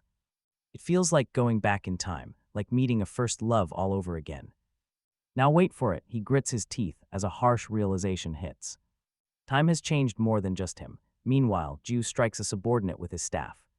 A heavy blow sends the man crashing to the ground as a massive tremor shakes the area. The king stands frozen, trembling in absolute fear at the scene unfolding before him. Jiu coldly notes that it is almost over, with only the two of them left to defeat. The king remains silent as the protagonist draws closer. This was the end of the line. The pay-to-win players are finished. Why do noblemen even steal other players' gear? Either way, it is time for this old man to get a proper beating. The king remembers typing furiously on his computer as a massive payment is confirmed. A transaction of 12 billion. Wang remembers that time has changed everything. Now there is no need for actual effort. With just a few clicks and a lot of spending, anyone can become insanely strong. This leaves players who spend little to no money completely at their mercy. Pay-to-win became the sad reality of online gaming. Wang stands up from his chair. He kept exploring different games, but they all turned out exactly the same. Then came Kronol Life, the highly acclaimed game where he hoped to find something. A lost feeling he had long forgotten, something from his childhood days. Suddenly, a staff swings down and strikes him hard right on the head. Jiu unleashes his strike without killing skill. Wang coughs up blood. He collapses to the ground, defeated, while Kim desperately cries out for Hung Nim. Jiu announces that as of today, the legendary Hallison Guild is officially finished. He tells them not to bother Captain Amori anymore, wishing them a terrible day. With a final warning, he leaves the scene. Wang struggles to stand up. He questions if this kid was really the one who crushed the 5 major guilds. The legendary player who wiped out 3 million members of the World Guild. Jiu looks back in silence. Wang lets out a bitter laugh and asks a question. He demands to know how much cash Jiu spent to acquire such godlike strength. Surely he must realize all this effort was for something that does not exist. It is a completely meaningless battle. From a distance, Kim watches Hung Nim. Jiu replies that he has absolutely no idea what the old man is talking about. Still, Jiu admits he did spend a pretty hefty sum of money on this game. Wang expects to hear a number in the billions, but the protagonist reveals his secret. He only spent 55,000 won on the warrior starter pack. Wang freezes. He is left totally speechless as the protagonist walks away. A smile spreads across his face as he mutters 55,000 won. He is instantly taken back to his childhood days of playing Ragnarok. He laughs hysterically, bursting into a wild fit and leaving Kim completely confused. Wang asks how many games they tried after Ragnarok, and Kim tells him. It must be about 8, the boss just keeps laughing, calling this game. A massive amount of fun, a divine game indeed, the goddess of life confirms. She appears, greeting the Hollison Guild members on this beautiful night. She looks around, noting it has been a long time since her last visit. But this hideout is in awful shape. Turning around, she asks about that thing. Did they manage to prepare it? Wang replies that everything is going smoothly. But she cuts him off immediately, demanding to know why he dwells on the past. Wang mutters that their deal is done, ending their cooperation right here and now. The goddess of life acts surprised for a split second, then grins, asking if that is so. With a quick swing of her scepter, she slices the air as Kim watches. He is absolutely terrified, his jaw dropping as Wang falls to the ground. Wang is split in two, his subordinate screaming out for his beloved leader. Screaming for his Hyung Nim as the goddess of life calmly walks forward. She wonders why he did it, but she is in a bad mood, so she drives her staff straight into Kim's back, splashing warm blood all over her own face. Crying out in sheer agony, Kim tries to struggle but is quickly finished off. The goddess smiles, watching the carnage unfold as she recalls the main character's words. His hair shifts back to deep black, and his clothes return to normal. He speaks the captain's name, Amore, as his insane kill count skyrockets. It reaches 99,999, completely wiping out the Hollison Guild. As his massive combat experience is calculated, it raises his total to 999,000 kills. Jiu is confused.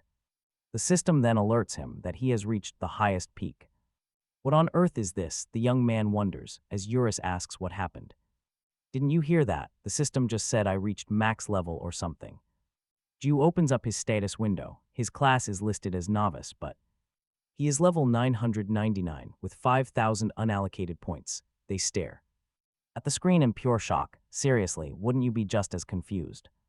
In Kronol Life, widely known as the absolute best virtual reality game, it ranks #1 in users, sales, and overall ratings worldwide. Reaching max level was considered flat-out impossible. In an interview, Lee Sangok, the legendary pro gamer known as Faker, claimed it was highly unlikely anyone would achieve this anytime soon, even with players grinding day and night. Nobody in the world has ever reached level 999, the master tier. Faker stated that even if the absolute top players in the world hunted down monsters 24 hours a day, it would take them quite a few decades to actually do it, yet Jiu stands there completely baffled. Confused about how his power skyrocketed, Eurus, on the other hand, is celebrating his partner becoming the world's very first level master, as expected of his awesome Hyung Nim. He feels incredibly proud, but Jiu remembers being level 7 just moments ago.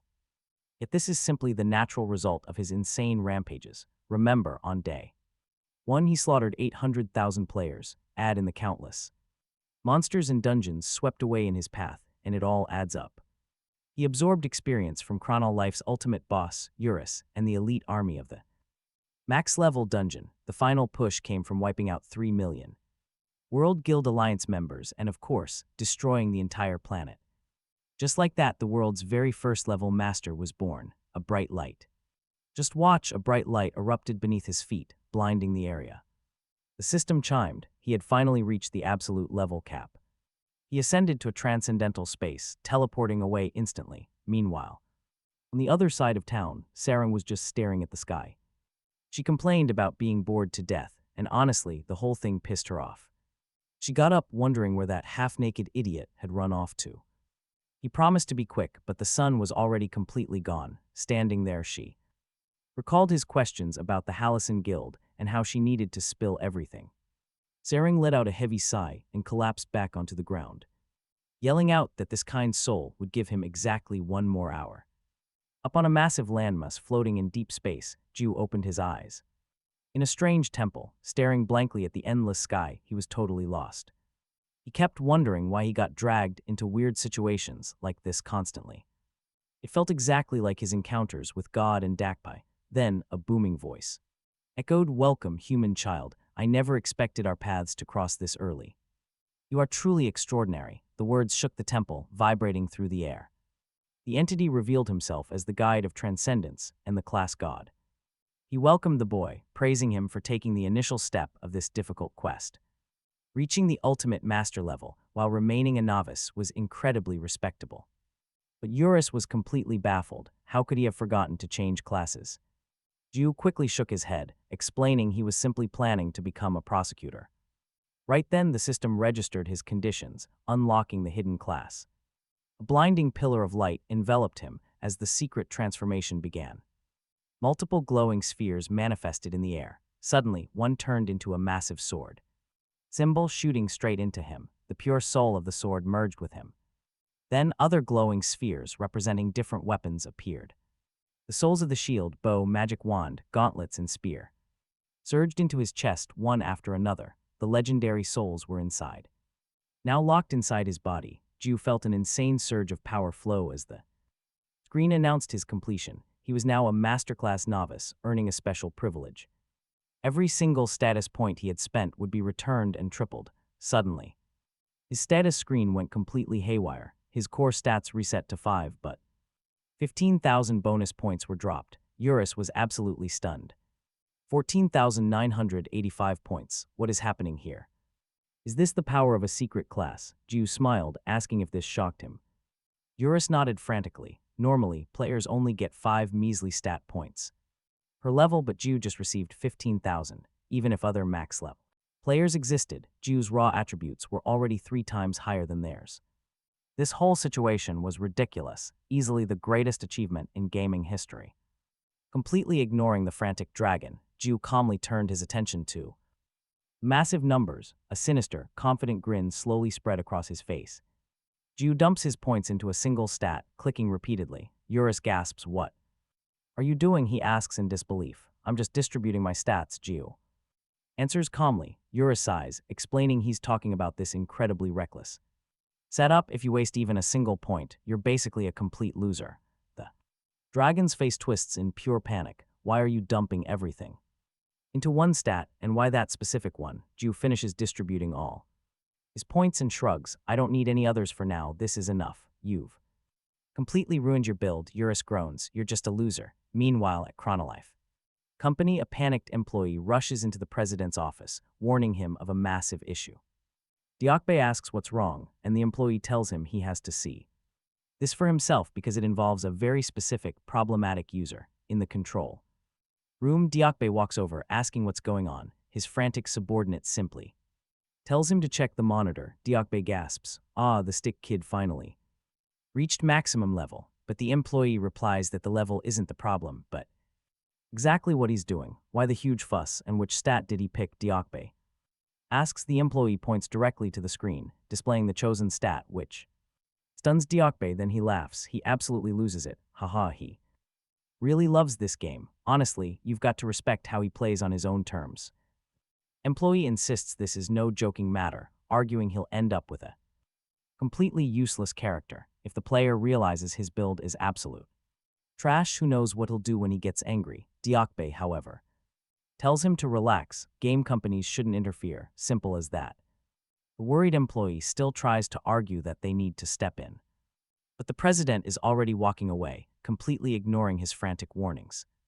As he leaves, Diakbe smiles to himself. He can't believe the kid dumped everything into that single stat and even unlocked the Novice Master title. He finds it hilarious that they're calling this build completely useless, because in the history of virtual reality games, the absolute weirdest and at the same time the strongest character has just been born. Back in the game, Ju finishes his stat allocation with a satisfied grin. Suddenly, the god of classes appears. He manifests in blinding light. Transcendental, listen. Final step of your guidance, you have a crucial choice to make, the right to.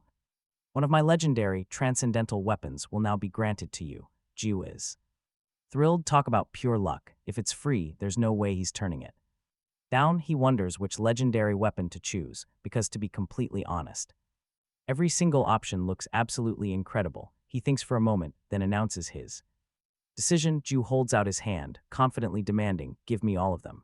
The divine being freezes in silence. Then, it addresses the mortal, calmly stating, it cannot fulfill such an absurd request. Excessive greed only leads to unnecessary wrath. Choose wisely. But Ju cuts him off. Are you giving me everything now, or would you rather I beat the hell out of you first? Talk about guts, everyone watching this insane scene is left in absolute shock. Back in the control room, Diokbe slowly pulls the cigar out of his mouth, completely stunned. This guy is a complete madman. Silence. The deity doesn't answer, but a system alert suddenly flashes, warning that the deity is absolutely furious. The divine expression. The atmosphere shifts completely. The deity turns hostile and prepares to strike. As the god lunges, Ju grips his staff, ready to give him a beating. Both combatants brace themselves as a massive shield comes flying toward him. Ju raises his staff to block, but the heavy blow hits with brutal force. It slams him deep into the ground, prompting Eurus to scream in pure shock. The god of classes sighs, lamenting that he had to kill a transcendent. He calls it a pity, but his smug victory is cut incredibly short. A sudden blast of energy erupts from the staff, melting half of the god's face. Ju gets up from the dirt, casually asking if that hurt because he is a god. His health bar barely even budged, thanks to his massive constitution stat. It is currently sitting at 15,000 points, granting him insane recovery. Eurus watches this unfold, completely dumbfounded by his defense. Who in their right mind puts every single stat point into one attribute? He screams that Ju made a fatal mistake, creating a total trash build. When Ju asks why, Eurus explains how equipment works in Kronol Life. Every item has a strict weight limit that demands a minimum strength level. Basically, he will never be able to hold anything besides that basic twig. But Ju simply smiles, claiming this twig is all he will ever need. Suddenly, a system notification pops up, revealing a newly unlocked hidden skill. Eurus gasps in confusion as the game reveals the healing factor passive.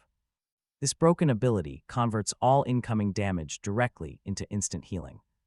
His health bar fills instantly. Ju smirks, mocking the trash build comment. Nearby, the god of classes writhes in agony, his disfigured face smoking. Furious, the deity roars and unleashes devastating energy beams from his eyes. Ju takes the blast head-on without even bothering to dodge the strike. Eurus rushes over, screaming for his big brother, but Ju just laughs. He yells that Kronol Life is too much fun as his chest fully regenerates. Eurus is totally disgusted, while the god roars in rage. The deity unleashes a flurry of heavy blows, which Ju just absorbs. His health drops for a split second, only to bounce back instantly. This futile cycle of non-stop attacks continues without doing any real damage. Ju just stands there laughing, shrugging off the onslaught like it is nothing. His health fluctuates wildly, but he finally decides it is time to wrap up. He tells the deity that he has already benefited plenty from their little chat. So now it is time for the god to hand over his weapons and disappear. The god of classes warns the human that his greed will destroy him. He predicts total doom, but Ju does not care and readies his strike. With a smirk, he unleashes a powerful upward slash right at his enemy. The blow connects cleanly, and the system announces the god is dead. With his demise, the surrounding reality begins to crack and shatter. A system alert warns him that the transcendent space is collapsing. He is forced to return to the original world as everything breaks apart. The dimension shrinks rapidly before completely winking out of existence. Suddenly, a bright beam of light strikes a hill back in Kronol Life. Ju lands safely, surrounded by a massive pile of newly acquired weapons. transcendent weapons, and Jiu is now the proud owner of them all. They begin to glow, vanishing into a private pocket dimension, ready to answer his call. A satisfied smirk spreads across Jiu's face. This is going to be incredibly useful. But back in reality, Sarang is absolutely fuming. How dare he? How dare that idiot keep her waiting? She is not letting this go. Just then a rustle sounds behind her. Jiu casually taps his forehead. "Hello," he says, "I am back," and a heavy fist immediately meets his face. She kicks him, screaming that she promised to wait only a tiny bit. But now it is pitch black. Jiu quickly apologizes, explaining his delay. He expected to be much faster, but things got complicated. Regardless, he is here. Sarang just gnashes her teeth, furiously shouting that she is leaving. Jiu asks where she is headed, and she snaps that she is logging off. He waves a lazy goodbye. Sarang glares hard enough to melt steel. "Be online tomorrow night at 7 p.m. sharp, she fiercely warns him. She gets off work then, and if he is late again, he is dead. Jiu watches her avatar vanish, muttering that she is as wild as ever. Eurus looks on, completely confused. Jiu stands up, ready to wrap things up. He announces he has to head out too, since it is past midnight. The system prompts his logout, and Jiu confirms, back to the real world. He exits the gaming capsule, while the front desk attendant bids him good night. Jiu lets out a massive yawn. Today was actually a pretty great run. Kronol Life is proving to be incredibly fun, but then a thought strikes. How much could those transcendent weapons actually fetch on the open market? Since they are the first of their kind, they must be worth a fortune. Still, if they are account-bound, that would be a massive, crushing disappointment. Walking past a nearby diner, the delicious smell of warm food catches him. He seriously considers grabbing a warm bowl of gukbap, but a sad peek inside. His empty wallet shuts that idea down immediately. He walks away, depressed.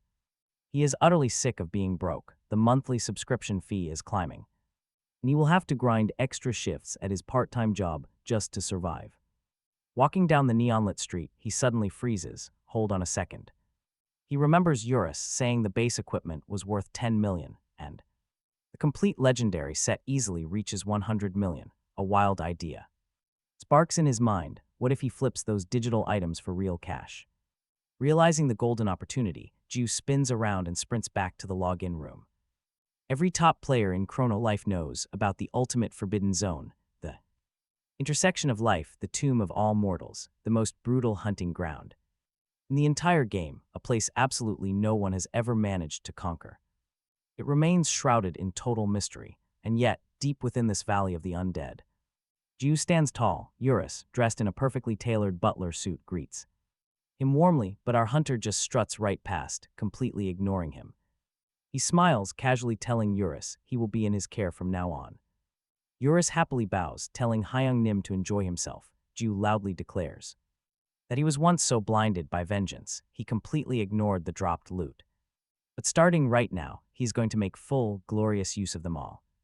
He simply thinks to himself that he feels sorry for his friends. Suddenly, a massive blast of energy descends upon the area. Amidst the thick smoke, Eurus' army emerges, advancing on Jiu from all sides. Jiu just smiles because his life of misery was finally coming to an end. He was going to make an absolute mountain of cash because he was about to get rich in an instant. The Valley of Ghosts, the highest tier hunting ground, was completely wiped out by that single stick strike. Turbot of Despair, Lappies of the Abyss, and Trish of the Dawn, the three strongest bosses in Eurus' army, were erased from existence in the same way. With just 2 attacks, every single monster in the valley was wiped out, and their weapons fell to the floor. Valuable loot literally rained down as Eurus muttered that it was all over in an instant and they had done pretty well. Jiu, however, doubted it was actually over, telling him that this was only the beginning.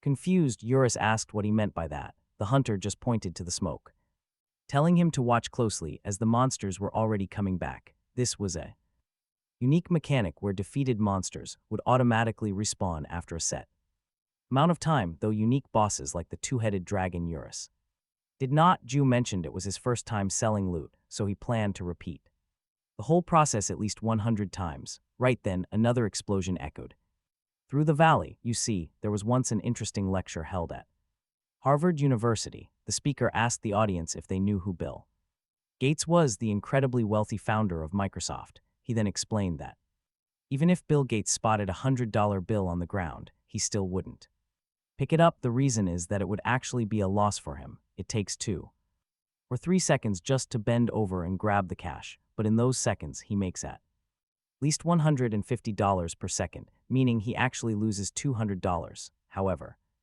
back in the Valley of Ghosts, the math was completely different. With all those items piled up on the ground, forming a massive mountain, the time it took to farm 100 waves of monsters was only about an hour, including the cooldown. In total, the combined value of all those drops was roughly 15 billion won. According to the Harvard lecture, Bill Gates makes around 500 million won per hour, but in just a moment, a young part-time worker from Korea had completely shattered the hourly income of the richest man alive. The very next day, in the city of Seoul, a sales clerk at Gucci was bowing to Jiu. "Thank you so much for your purchase. Please come again soon." He walked out wearing an outfit that cost over 3 million won, after also buying a luxury car and all kinds of high-end goods. Passers-by stared at him in absolute awe, with some whispering that they had never seen a real Lamborghini before. Jiu simply took off his 2 million won sunglasses, and as he sped off, he told himself that it was finally time to show off. He floored the gas and immediately crashed into a lamp post. Shocked and panicking, he screamed out about his 400 million won Lamborghini, but minutes later, he just rolled up in a brand new car, muttering that it did not matter since he could just buy another. Meanwhile, at the Kronol Life office, Dukaki lit an expensive cigar, placing a hand on his head while grumbling in frustration. He ordered his employee to continue with the report, and the worker nervously agreed, summarizing that their company was ruined and they should flee. Dukaki asks if there is any way to unblock that jerk's accounts, but the employee states that at this stage it is completely impossible. The chairman keeps complaining until his phone suddenly rings. He answers, already muttering about his miserable life. On the other end, Jiu cheerfully asks how the chairman is doing, teasing that he is on his way to spend even more cash and that he must know the feeling. Jiu taunts him even further, mentioning that he is planning to do a charitable deed, wondering if the chairman needs some help.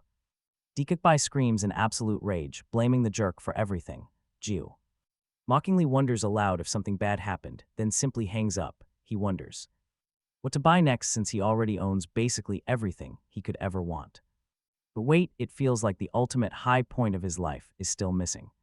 Suddenly, a genius idea strikes him and his eyes widen. He gets ready to hit the road, realizing he almost forgot the absolute most important thing. In a ridiculously expensive luxury building, Jiu lets out a laugh, like a cheesy cartoon villain, bragging that his penthouse is top tier, incredibly luxurious, and welcomes everyone to visit his gorgeous new home. Finally, he has achieved the ultimate highlight of his life, but then he remembers the very first rule of moving into a new neighborhood. He rings a neighbor's doorbell while holding a traditional rice cake in his hands. A girl's voice inside asks who is there. Jiu replies that he is the new neighbor who just moved in and brought some rice cakes as a greeting gift. The young woman inside sounds completely confused and tells him to wait just a moment. The door opens and Jiu, wearing a huge smile, begins saying he hopes they get along, but instantly freezes when he sees who is standing there. Turns out, his new apartment is not the real highlight. Sarang is standing right at her doorway. The two just stare in shock, instantly remembering the game. This exact moment is the true highlight of Jiu's day. Meanwhile, inside Kronol Life, deep in the ghostly valley, a mysterious figure approaches, stopping right before the massive army of Eurus. The creature simply extends its hand and with terrifying indifference obliterates the whole army, painting the ground in pure blood. 3 strongest warriors of Eurus appear, calling him an incredibly arrogant human, as they charge straight at him, but the figure calmly responds that these absolute fools cannot even recognize their true master. Suddenly, he summons 3 massive spikes from his back, unleashing his aura. In a flash, all 3 of Eurus's top champions are brutally impaled and destroyed. The terrifying monster begins absorbing them like a leech, throwing every nearby monster into absolute panic. The quiet figure stands completely still, declaring that absolutely everyone must perish. Now, Eurus's 3 elite commanders can no longer respawn. A system alert pops up, announcing that he has absorbed the target's levels and stats. The data of Eurus's strongest warriors has been completely erased. The mysterious being simply stares with an incredibly cold gaze, Remembering when Eurus lost his first head, gritting his teeth in pure anger at them. Memory when Eurus entered his spiritual form, he had wondered where his second head could possibly be. That being now reveals his true identity as the lost head of Eurus. Born solely to destroy all humanity, he is Urakan, meanwhile the top idol. In the entire game, Hansarang, known in Kronol Life as Amare, finally appears. Ju is completely shocked to see her, realizing this is his first time meeting the famous captain. Meeting her in real life, Hansarang happily thanks him, promising to enjoy the treat. He stares in shock. Wait, is that actually the famous idol Hansarang? The door shuts as Sarang heads inside, leaving him standing there in total disbelief. Her Nuna asks what that is. It is just a rice cake from their neighbor, Sarang replies. She glances back, feeling like she has definitely seen that guy somewhere before. Sarang tells her Nuna to dig in, and her Nuna warmly thanks her. Neither of them recognize the other because their real-life looks are totally different. Her Nuna quickly chimes in, telling her she should hurry up and change out of her uniform. Sarang whines, complaining that she just got home. Her Nuna replies she can wait, but she wants to get filming over with, so they can play the game. The idol suddenly remembers her promise. She announces she needs to change her clothes immediately. Her Nuna watches with a knowing smile, thinking Sarang has clearly found someone incredibly special. Inside the virtual world, she wonders who the lucky guy could be, imagining he must be incredibly handsome to capture Sarang's heart like this. Meanwhile, back inside the game, Ju wonders where all the monsters went. He wants to know what happened and if the minions simply ran away. But Eurus asserts that is impossible. Monsters in this game are programmed to stay in specific zones. They cannot just flee or escape. It is as if they vanished without a single trace. Ju shrugs, deciding it does not matter since he can easily find other hunting grounds. To make money, Eurus quickly reminds him that he has that upcoming meeting with that human, and Ju confirms it since it is almost time. This hunt was a total bust, so leaving early is his best bet. He complains they are too far away, but Eurus looks back, sensing something seriously wrong. A familiar, threatening spirit is lingering nearby. Elsewhere in the mountains, Elrose, the level 190 snow serpent boss, is currently being absorbed by Urakan's power. Her stats and levels drain away. The dragon salivates, but he knows this is not nearly enough strength. He still lacks the power to destroy that human. He has a long way to go. Suddenly, the goddess of life arrives on angelic wings. She questions how he got this strong, teasingly calling him her dear child who eats so much. Without warning, Urakan's spike pierces her chest. The goddess is startled. Urakan growls that it is still not enough, but she looks delicious and immediately begins to devour her. The goddess of life begs him to wait, but she is quickly consumed, collapsing to the ground in a formless state. But then the system alerts him that the absorption has failed. The goddess of life reappears, saying she will scold him later for doing that. You cannot scare mommy like that, she jokes, asking if he is going through puberty. Urakan wonders if this is hallucination magic, because he is absolutely certain he swallowed her. The goddess, however, tells him that is not important. The dragon realizes she is not food he can devour, demanding to know her true nature since they share the exact same scent. The goddess of life points toward a massive city in the distance, promising him plenty of food there. She tells him to eat as much as he wants, making Urakan drool with anticipation. The goddess of life kept smiling. The dragon was drowning in obsession. He spread his wings like he was possessed, declaring his name is Urakan and revealing his purpose to wipe out humanity. Then he soared away and landed on a high-rise, leaving nearby players wondering what on earth this beast was. Now check this out. Without warning, a sharp spike impales a player's chest, absorbing him instantly in front of his girlfriend as she starts to panic and scream in utter agony. Soon, spikes strike every single player in sight, absorbing them en masse. A twisted grin spreads across the beast's face as he drools, hungrily devouring all their levels, turning them into food. This massive starting village was a home for both newbies and veterans. Packed with rankers, the entire zone was completely deleted by the dragon. Over at Kronol Life, an employee bursts through the door, a massive crisis. They are flooded with urgent player complaints, chaotic customer service calls, and countless crazy streams. YouTube live streams, their support department completely paralyzed. While developers scramble to check the situation, players are completely losing their minds. Character deletion, that's way past crossing the line. CEO Diokbai fumes, complaining about the mess and sarcastically asking if Yurekin has shown up yet. The terrified employee just stammers, wondering how this happened. But Diokbai ignores the panic, ordering them to monitor only two specific accounts from now on. First up is Yurekin, currently standing in a burning, ruined city. The goddess of life smiles, calling him incredible. She never imagined he would devour everyone, turning this place into a ghost town. Still salivating, Yurekin growls that it is still not enough and demands she tell him where to find more players to devour. She claims she does not know, but then her expression shifts into a sinister smile, whispering that she knows of a truly delicious target in another direction. Meanwhile, deep inside a quiet forest at 7:34 p.m., Sarang is shaking with absolute fury, recalling her threat to end his life if he dared to be late. She told that idiot clear as day. Fuming, she waits. That idiot is taking way too long, then she freezes. Yurekin is right behind her. She's a level 24 fighter, while this monster is level 999. Elsewhere, Hawkeye grumbles to himself.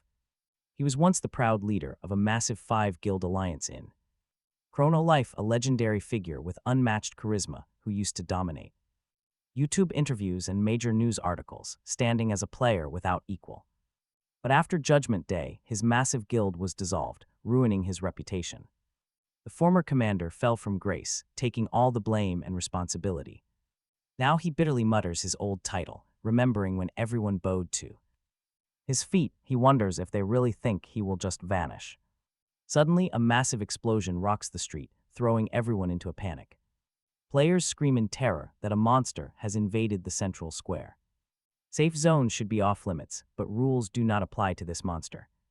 Unbelievable, watching players get permanently deleted, he quickly hides in fear. Staring at the chaos, what the hell is going on? He was crossing the line. The goddess of life noticed him, but simply kept smiling.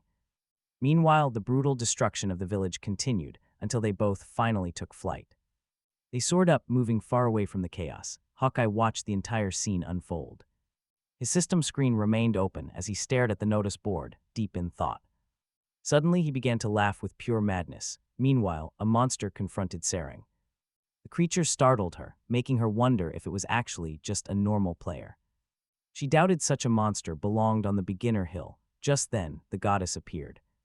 Greeting her warmly as Captain Love, the goddess smiled. Sarang immediately questioned her. She asked if she knew Underpants, who was the only one using that annoying nickname. Sarang admitted she almost attacked him, demanding why his character had such a terrifying skin. Luna asked if they were close. Sarang quickly brushed it off. She admitted she just wanted to play around with him, despite not liking him much. He simply refused to leave her shadow. Hearing this, the goddess of life looked dark. She quickly forced a smile, though her mood was already ruined by the Hollisan Guild. Luna was furious with Ju for speaking so casually with Captain Love. The goddess called her incredibly annoying, leaving Sarang completely confused. Before she could even ask what that meant, sharp spikes suddenly pierced her body. She was launched into the air by Yurekin as her health bar dropped straight to 0. Luna told her to go to hell, calling her completely overrated. As Sarang fell to the ground, nothing remained of her body except her scarf. Yurekin quickly absorbed her player stats and levels, calling the meal absolutely delicious. Luna agreed, reminding him that the girl was actually a fragment of a god.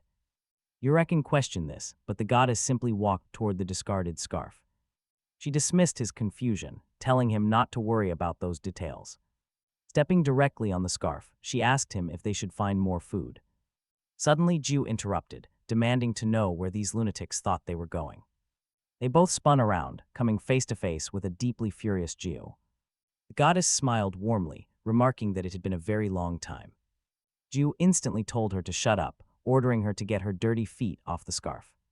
He threatened her life if she did not remove her filthy foot from that scarf immediately. Looking down, the goddess stepped away, claiming it was just an honest mistake. Watching her with an icy glare, Ju then slowly turned his gaze toward Yurekin. He called him a tentacle freak and warned that his beating would start first. Raising his staff high, Ju unleashed a devastating surge of power. The dragon's face lit up in pure terror right before the blast hit. Everything in his path instantly and utterly obliterated. Talk about overkill. The massive blast pierced the atmosphere, shooting directly into the galaxy. As the smoke cleared, Ju stood tall, muttering that he would let her slide this once. He told the cockroach to run away while she still had the chance. Luna scoffed, asking how a cockroach could possibly look as beautiful as her. She told him to stop acting tough, since he could never defeat her. She advised him to focus on the threat right in front of him instead. Ju looked up and spotted Urakin charging straight toward him at full speed. Luna cheered for her child as the massive beast readied its razor-sharp claws. The dragon lunged, striking him with a devastating blast of overwhelming force. An immense explosion rips through. Eurus despairs, shouting for his older brother, but Ju stands tall, admitting he is surprised. He wonders what Urakin even is and how he survived that direct hit. Eurus anxiously asks if Ju is okay. Ju nods as his wounds instantly heal. Still, Urakin just scoffs at them, questioning why they are so shocked, boasting he could easily dodge such strikes. The attack never even touched him, Urakin claims. Ju glares back with icy eyes. Dodged it, huh? Next time I will just swing harder. Eurus finds this highly ridiculous. He calls it a cheap bluff, asking if Ju was holding back earlier. Ju confirms it, explaining that his attacks up to this point were nothing but basic swings. He unleashes an insane pressure, leaving Urakin completely terrified. Then he channels energy from his chest, activating the basic skill, Swordsman's Spirit. Up until this very moment he could only use one skill at a time. Now he calls Urakin a filthy cockroach. He warns Urakin that he is finally using a skill. If it hits, he is done. So he better try to dodge. Ju tightly grips his +99 wooden stick, with all his mighty strength, commanding the system to activate continuous. Cut. The devastating blow blasts off the planet, flying straight toward Saturn. As the strike travels through space, painful memories of Sarang flood his mind, fueling his growing rage over all the pain. The massive slash completely erases Urakin from existence, continuing onward to pierce right through Saturn itself. The massive planet tries to absorb the shockwave, but it suddenly glows blindingly bright and explodes, causing massive planetary destruction. And believe it or not, continuous cut is just a basic novice skill. Meanwhile, elsewhere, a live stream starts up. Hawkeye pops up on the screen, introducing himself as the Supreme Commander of the World Union. The chat instantly roasts him, calling him a loser and demanding he shut it down. But the hate only brings more views, with thousands rushing to join, just to threaten him. Now, streamer mode is a special feature in Kronol Life that allows anyone to broadcast their gameplay, but while any player could use it, the system disabled the option during Doomsday to ensure the raid succeeded. Because of that lockout, the identity of the mysterious god-tier player remained unknown. Now Hawkeye announces that he is going to get straight to the point. One single guy fighting 3 million players. Realistically, it is impossible. He claims he checked the developer's official notice board, which denied any glitches or hacking, but he refuses to believe that story. He accuses the game developers of treating players like absolute trash, demanding they launch a full investigation. The support boards are flooded with complaints, full of wild reports of a monster that actually deletes user characters. He rallies all the victims to join his stream as he prepares to hunt down this digital nightmare. He vows to expose the absolute truth behind this corrupt gaming company. Then his dramatic tone suddenly shifts as he begs the viewers to subscribe and hit that notification bell. Meanwhile, back at the battlefield, the heavy smoke finally begins to clear. Ju stands completely untouched, sighing. He admits he is genuinely surprised that Urakin actually survived that blast. He cannot believe the monster avoided a fatal shot, wondering how on earth he managed it.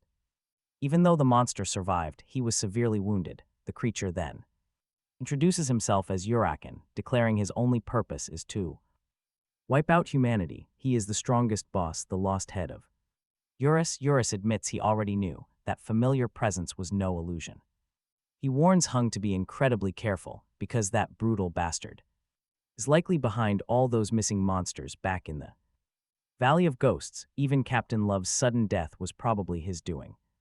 While Ju processes this crazy news, Urakin just glares from a distance, swearing he will end him before leaping forward with razor-sharp claws.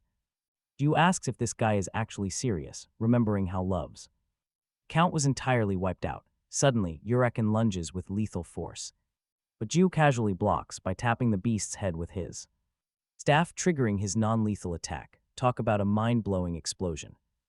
Battlefield, Hawkeye sprints toward the chaos, screaming for everyone to stay back. As he gets a closer look, Ju spins his weapon, striking Uraken's stomach with another non-lethal strike, triggering yet another blinding blast. Uraken coughs up blood and grunts, but still stumbles forward desperately. Ju calmly prepares his next move, unleashing his devastating burst attack. Multiple pillars of raw energy hammer the beast over and over, as Ju relentlessly rains down blows. One final, earth-shattering explosion goes off.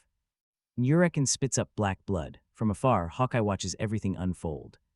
From the shadow of a tree, nearby players wonder who is fighting this high-level duel, while others feel a strange sense of familiarity. Hawkeye, however, is frozen in sheer terror. Once the dust settles, Ju's face is revealed.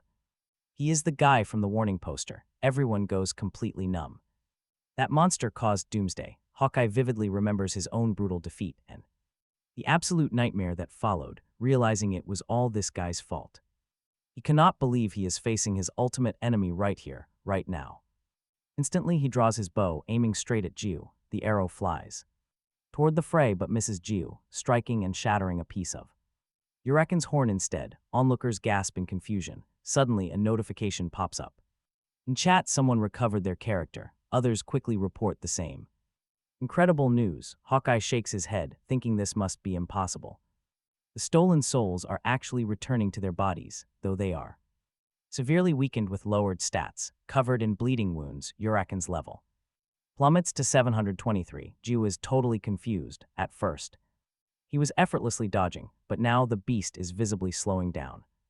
Eurus explains that the stolen energy is finally flowing back to its rightful owners. Meanwhile, inside the corporate office, a team leader realizes what is happening. The stolen data was never deleted, but was actually stored right inside Uraken's massive horns. Diag, completely shocked, asks how a lead developer could miss this.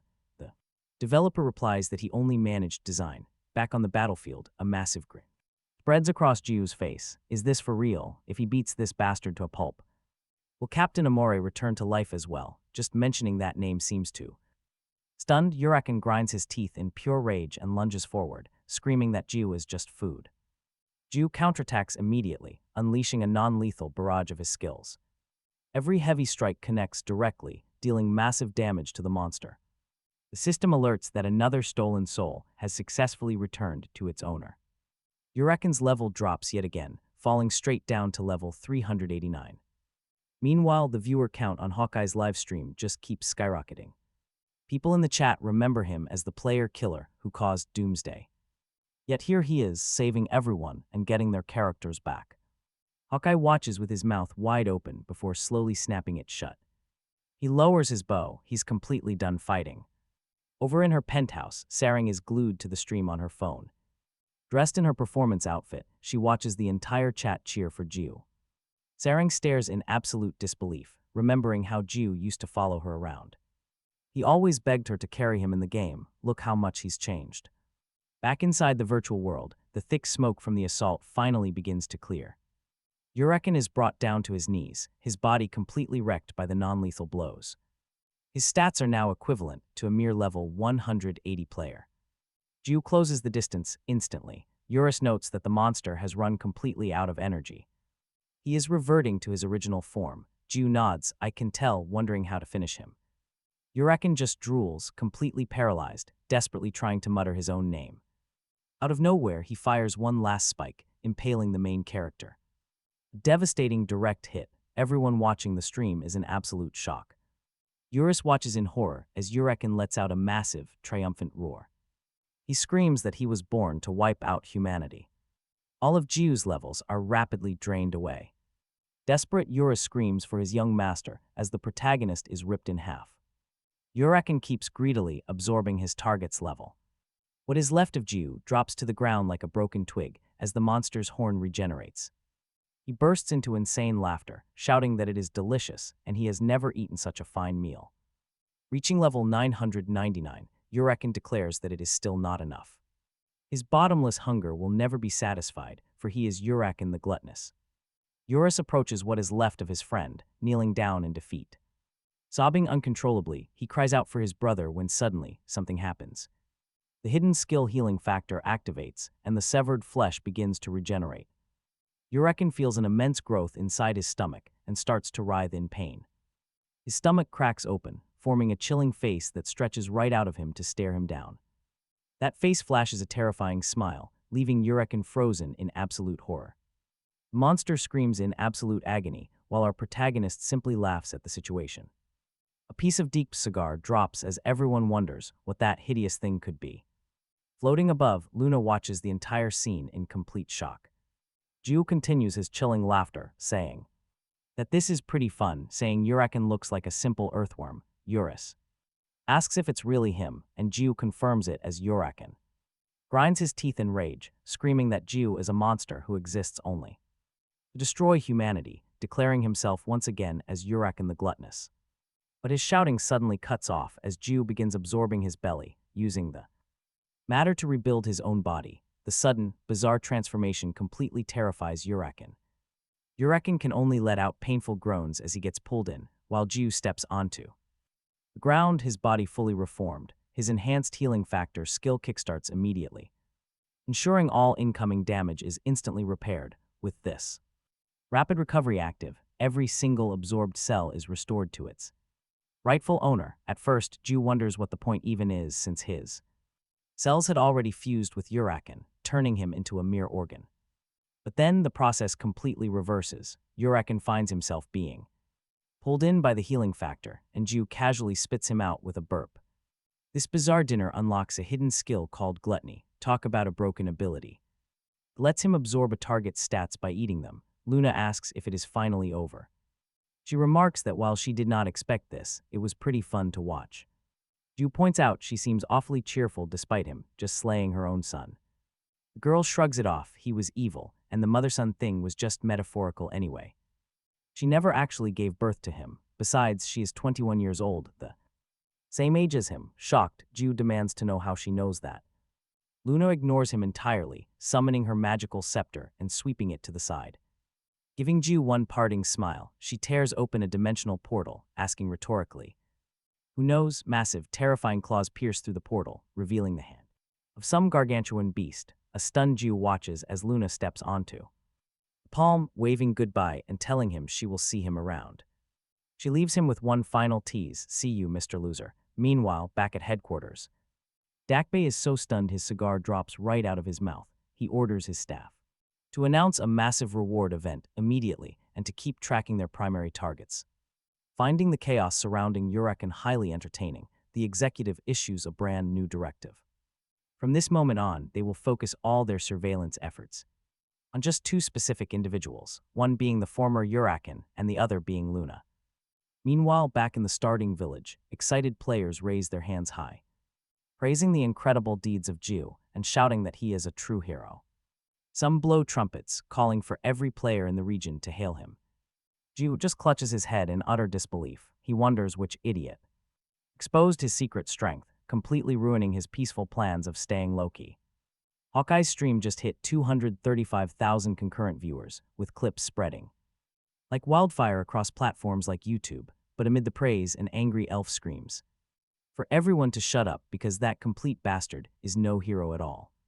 He accuses Jiu of being a ruthless mass murderer who slaughtered 3 million players in record time, arguing that hailing the game's top criminal is pure insanity. Hawkeye, however, cuts in, isn't taking a player's virtual life, just deleting characters. He tells him to stop whining. Thanks to that broadcast, Hawkeye's popularity explodes overnight. He ends up benefiting the most from the chaos. Soon, players suggest that since our hero works alone, he should join the prestigious Justice Guild. Others also jump in, begging him to join them. With promises of elite royal treatment, Jiu can only look on. Jiu panicked under all that heavy attention, quickly bolting from the crowd, begging him to join. Eurus joked that Jiu was a big-shot celebrity now, saying he should have shown off sooner. An annoyed Jiu snapped back at the dragon, telling his noisy companion to shut up. Suddenly, his head smacked right into a golden statue, forcing him to step back. Confused, he looked up to see what he hit, only to find a life-size statue of himself. Eurus and Jiu both stood there, their faces twisted in absolute horror. Jiu begged for it not to be his face, but Eurus sadly confirmed it was indeed him. Just then Wang materialized from behind, happily asking if he liked the beautiful tribute. His entire guild stood behind him, wearing nothing but their underwear and matching cloaks. Wang declared that spending a massive fortune on this tribute was totally worth it. He loved Jiu's performance and knew all along that the boy was a real legend. Wang then asked if Jiu was the one who caused the Doomsday event, explaining that he was so incredibly impressed he built this monument. Jiu quickly denied it, totally baffled. More importantly, he really wanted to know why these guys were standing around in their underwear. The chairman explained they drained their entire budget just to get this monument built. Apparently, the giant golden thing cost them over 20 billion gold. Right then, the locals spotted them and screamed that they found their hero, sending Jiu into another mad sprint. He yelled at the old man to stay back. Meanwhile, Hansarang sat alone in her penthouse, with her head bowed down, quietly reflecting on everything that had unfolded. The truth was pretty obvious now, like how those terrifying beasts vanished the second she woke up and how that giant bear rabbit got completely obliterated with just one single hit. Even her stolen combat gauntlets from the Hallison Guild must have been tracked down and recovered by him only to be returned later. She wondered why he went to such lengths. Why did he play weak and deceive her like this? Suddenly, a look of dread washed over her as she remembered her childhood teddy bear ripped apart on the floor. Back then, she was just a helpless kid crying before her father, utterly terrified of the world. She broke down, remembering his painful lies as she reached to remove her glasses. Her glasses but ultimately pushed them back up, sitting there trembling in her quiet room. Later, inside the virtual game city, Jiu walked around looking incredibly worn out and tired. He sighed with relief that the crazy crowd had finally calmed down. Eurus quickly ruined the moment, pointing out that everyone was still staring right at him. Jiu suddenly stopped, getting a strange feeling that they had left something major behind. He knew he forgot something incredibly important, but simply could not place it. Just as he was racking his brain, Hansarang suddenly appeared right in front of him. Jiu called out to her, relieved that she had finally shown her face again. He jokingly remarked that it was no wonder things felt incredibly empty without her around. The crowd began whispering, wondering who this mysterious girl could possibly be. Nobody recognized her since it was their very first time seeing her, though she seemed familiar. Jiu then remembered the special scarf, pulling it out and offering it to her. He gently wrapped the fabric around her neck, explaining that he managed to acquire it right after slaying the mighty Ukron, though he quickly tried to correct his slip. He stammered that he actually just found it lying randomly on the dirty ground. This clumsy excuse made Hansarang even more furious, her body shaking with rage. She furiously told him to stop making her laugh, demanding to know why he was lying. Jiu asked what she meant, insisting he does not even know how to lie as she trembled.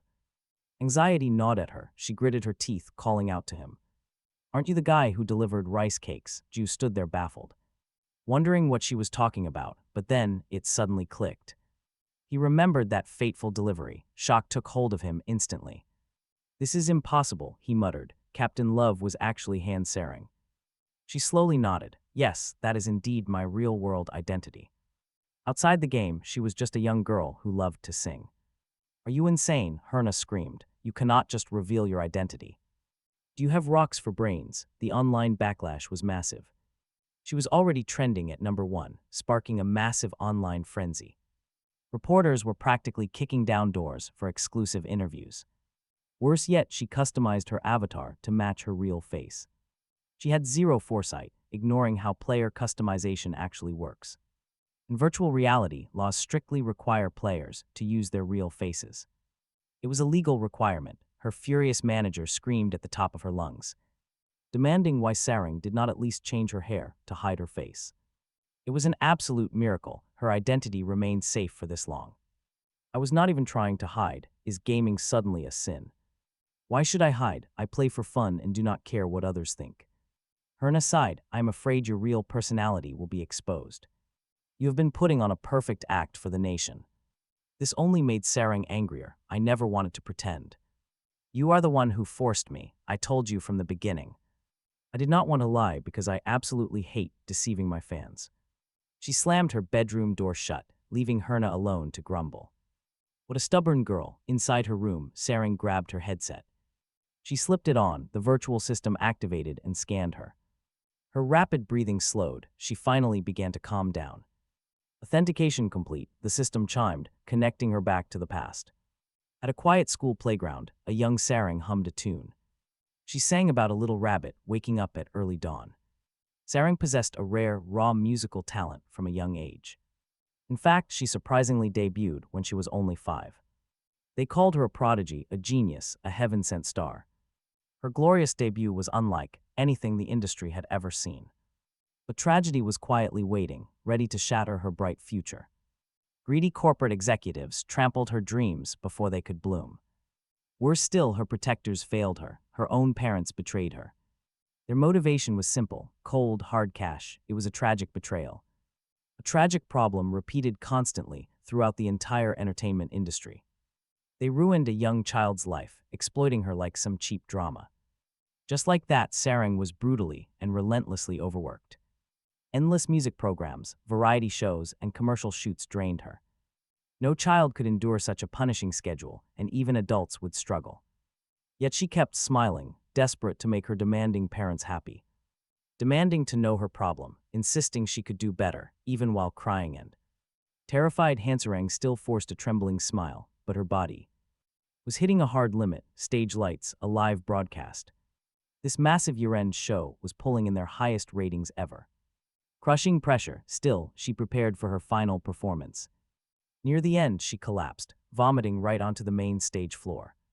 Horrified crowd watching, the poor girl coughed frantically, calling out for her parents in terror. No response. Instead, they just covered their faces in anger, watching them. The sick girl panicked even more, left forever with a scar she would never forget. Now, years later, Hansarang sat in a green field, reflecting, staring at the peaceful landscape, reliving those bitter memories. She touched the scarf Ju gave her, clutching it tightly. Suddenly, Ju called out. He had finally found her, shocked. She spun around. He explained a gut feeling led him here, and asked why she ran. He was so seriously worried. Hansarang coldly told him to get lost. Ju was completely baffled. What was wrong? Eurus chimed in, saying she was clearly furious. Ju did not understand. He had hidden his powers from her. He asked what to do now, and Eurus urged him to apologize. Because lying was wrong. Clearing his throat, Ju slowly approached her. He offered a quiet apology, explaining he never meant to deceive her. He planned to explain later, but the right moment never came. Clutching the scarf tightly, Hansarang stood straight up and glared. Did he really think a simple apology would magically fix everything? After lying so easily, Ju went to ask, but look at the sky. A massive griffin violently swoops down, snatching Hansarang right out of his reach. In grave danger, Ju screams her name, desperately reaching toward the sky. The beast takes flight. High above, the mysterious rider wonders if he grabbed her too hard. Below them, Eurus freezes in shock. He instantly recognized the man. Ju yelled, demanding he return. The rider mockingly apologized to the hero, calling him by title. Some important people wanted to meet Hansarang. He was merely borrowing her. Ju cursed loudly, drawing his staff. Eurus screamed a frantic warning. Do not attack recklessly. The rider is far too powerful. Ju ignored him completely. An upward strike unleashed immense energy. A devastating blast of power surged straight toward the flying beast. The kidnapper merely sighed. He activated 8 sights and mirrors. Triggering the 5th sight reflection, he redirected the magic. Ju was still in his battle stance when his own strike came. Hurtled back at him, completely stunned, the blast hit head-on. Talk about an absolute disaster. The explosion devastated the landscape. The shockwave tore into space. Everything to his right was utterly vaporized, including his own arm. Eurus screamed out in absolute pure horror. A critical injury, but his healing factor activates. A new arm sprouts right back. Ju looks up, eyes burning with pure rage. Eurus asks if he finally realizes this is no ordinary human. His opponent is Habiak, an ancient existence, just like Eurus himself. Ju spits back, if that is true, shouldn't this guy just be a weakling? But then Habiak's mirror shatters, catching him completely off guard. Soon a sinister smile spreads across his face. Ju is truly incredible, he admits. Unbelievable, the first to crack his defenses since that person. But he warns that a mere human does not deserve a god's fragment. Meanwhile, deep in the western forest tower, Hansarang wakes up and scrambles back in terror. She panics, demanding to know what is going on, who he is, and why she is here. Habiak tells her to calm down, promising that he means no harm at all. He explains there are some very important people who want to meet with young Hansarang. As she asks who they are, two figures slowly approach through the shadows. Hansarang recoils in pure, breathless horror as her survival instincts kick in. She recognizes them, her own father and mother. Suddenly, painful memories flood back of the day her parents hid their faces on stage. After that miserable day, Hansarang made up her mind to retire from singing forever. But they never let her go, and her mother viciously slaps her across the face. These monsters refused to let her quit, dragging her right back onto the stage. Her mother would constantly screech, "Don't you get that we do this out of love?"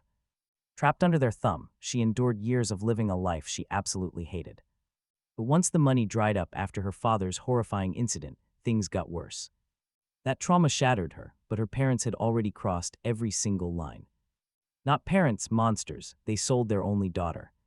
By some absolute miracle, young Hansarang managed to run away and escape their cruel grasp. The terrified girl ran until she finally reached the safety of a police station. That was how Hansarang finally broke free from her years in living hell. The court slapped her parents with a restraining order, throwing out their desperate appeals. Shielded by the law, she was finally completely free of their toxic presence. But the damage was already done. Hansarang was completely broken. She carried an intense, crippling trauma, unable to cope with any kind of lies. Locking herself away, her only escape from the harsh world became online gaming. Trapped in that dark room, her vision decayed until she had to wear glasses. Those painful memories still trigger intense anxiety if she ever takes them off. We will cover the day she finally faced the real world a bit later. But back in the cold present, Hansarang is standing right before her worst nightmare. She trembles, voice cracking, as she desperately asks about the court's restraining order. They smirk, explaining they logged into Kronol Life after reading an article about her. Finding her inside this massive virtual world would have been nearly impossible alone. But luckily for them, a mysterious ally lent a very helpful hand. Habjek politely bids them farewell, stepping away to give them some private family time. With a quiet nod, he vanishes, gone in a second. Her mother sighs, saying she's grown so beautifully since they last saw her on television. She cries tears of joy, even if this reunion is only in virtual reality. She curses the cruel world for using cold laws to separate a mother and daughter. Sarang begins to completely break down, grinding her teeth in raw, bitter anguish. She demands to know what they want. If it is nothing, she will just log out. Her mother cries out, they are so sorry and they have wanted to apologize for a very long time. They were too harsh back then. Can Sarang ever forgive them? They only want to live happily as a family again, just like before. Those precious days. Meanwhile, Habjek slowly paces around the outside of the tower. His giant griffin suddenly perks up. Jiwoo is standing directly behind him. Habjek says that this place was supposed to be a secret, assuming Eurus guided him there. He starts to explain. Jiwoo tells him to shut up and prepare to fight. Even if he wins, he will only feel relief once his revenge is complete. Habjek sighs, snapping his fingers. He says there is nothing else to be done. The giant beast roars and flies straight at the two of them. Jiwoo asks if this overgrown bird wants to go first. Suddenly, his jaw drops in shock. There are now two of them. He rubs his eyes, completely dumbfounded by the multiplying birds, wondering if this is some kind of cheap copy pasta. Habjek uses his fourth vision, photocopy, sending tens of thousands of griffins forward. What on earth is this? He swings his heavy wooden staff with immense power. An explosion obliterates everything, yet the debris hangs strangely suspended in the air. Suddenly, even more griffins begin to hatch right out of the floating rubble. Jiwoo demands to know who that guy is. Eurus explains it is photocopy. It is the fourth ability of Habjek's mirror. He warns Jiwoo to be careful. The mirror's ultimate form is called 8 visions, a term Jiwoo has never heard before. Eurus explains there are 8 distinct mirrors, and each tier, from the 1st to the 8th level, has a completely unique and devastating effect. The first is reflection, bouncing back all incoming physical and magical attacks. Jiwoo complains that this is way too overpowered. The developers must balance the game. Eurus stares back at him. It is hilarious hearing him talk about balance. Honestly, the company never had any intention of making things fair. Habjek is a boss monster, not a player. Meanwhile, the dark boss just stares at him in absolute silence. Jiwoo sarcastically remarks that this game is Pretty funny having a boss wander around pretending to be a regular human. He wonders what clown designed this, but a griffin suddenly cuts him off. Striking from behind, it catches Jiwoo off guard, making him spit fresh blood. Instantly, the entire flock shoots a barrage of deadly fireballs at him. Despite the heavy hit, Jiwoo stands tall, complaining that they only startled him. Gripping his wooden staff tightly, he instantly activates his skill, Continuous Cut. The endless wall of griffins in front of him instantly disintegrates to ash. Habiek simply sighs again, reminding him that simple brute force is entirely useless. No matter how many he kills, photocopy can instantly spawn an endless army. Right on cue, a fresh swarm of growling griffins appears in their place. Jiwoo sighs, realizing that to win this fight, he has to shatter that mirror. In response, Habiek just maintains his wicked smirk. Jiwoo unleashes Continuous Cut once more, wiping out every last beast.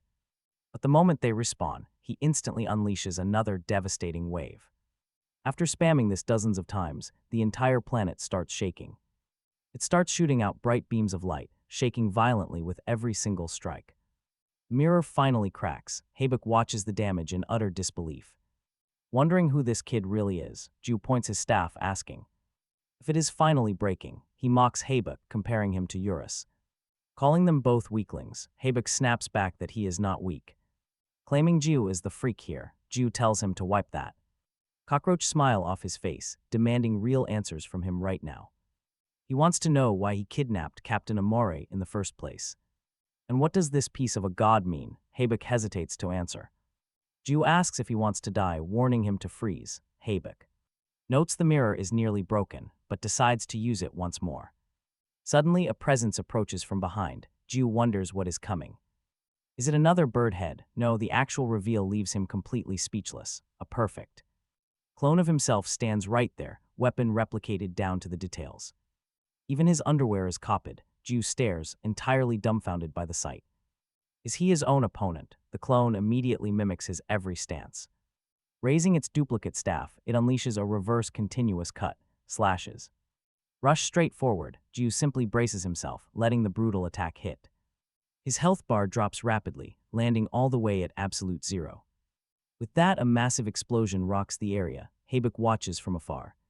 Calling it incredible, he regrets not copying Jiwoo right from the start.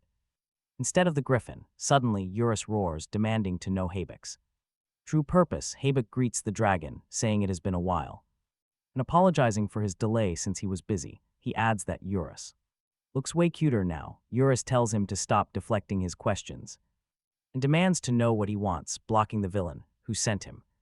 Habiek just laughs, asking Eurus if he can pinch those cheeks once. The furious dragon snaps back, calling him a total piece of trash.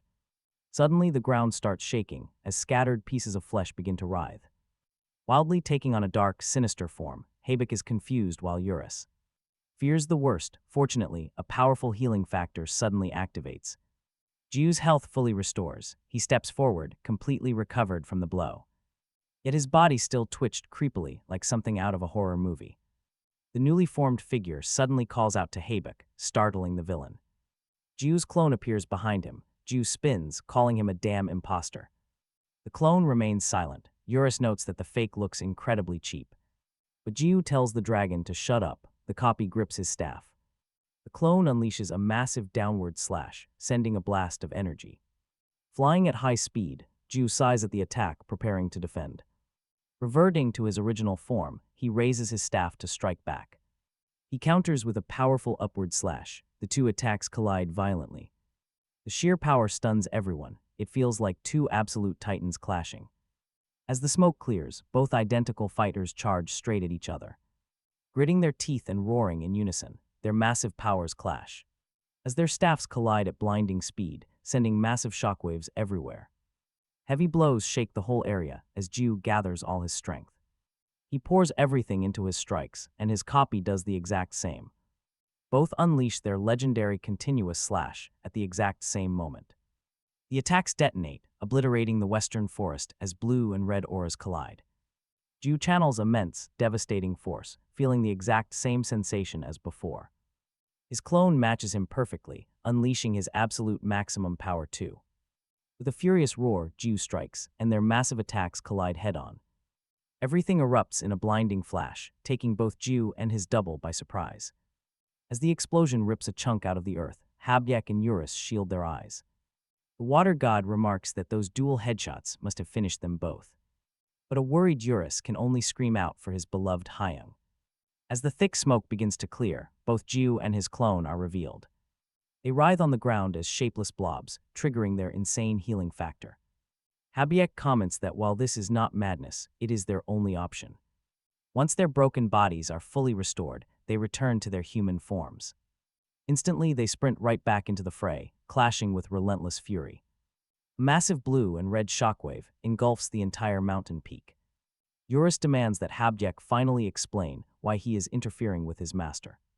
He demands answers for Captain Love's kidnapping, but Habyak just keeps grinning. He chuckles, pointing out that Eurus is completely clueless about the bigger picture. He remarks that not even the strongest players dare to cross him. After all, he stands as the absolute strongest entity in all of Kronol Life.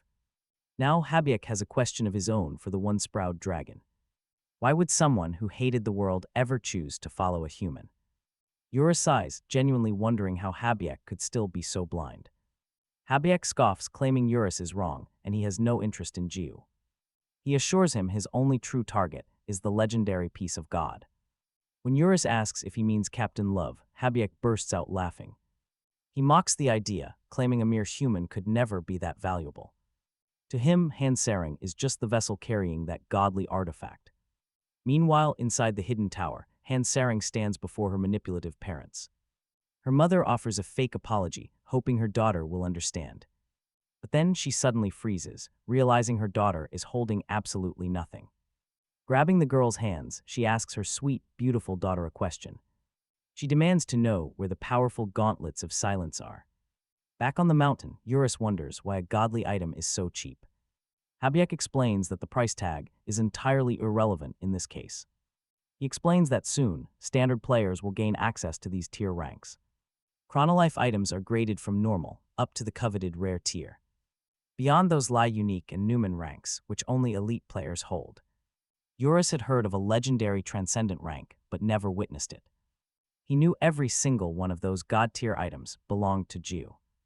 Habyak insists that regardless of stats, the piece of God remains unique. Transcendent weapons are the only exceptions, especially to the native gods.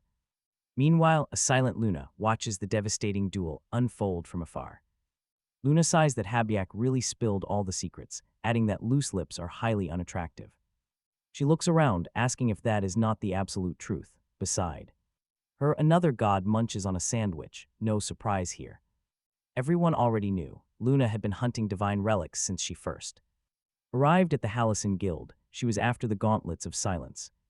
As expected, he knew all along. The god simply wonders if she really believed Urakin could absorb divine power. The goddess of life nods, admitting she only acted calm, though the actual outcome caught her off guard.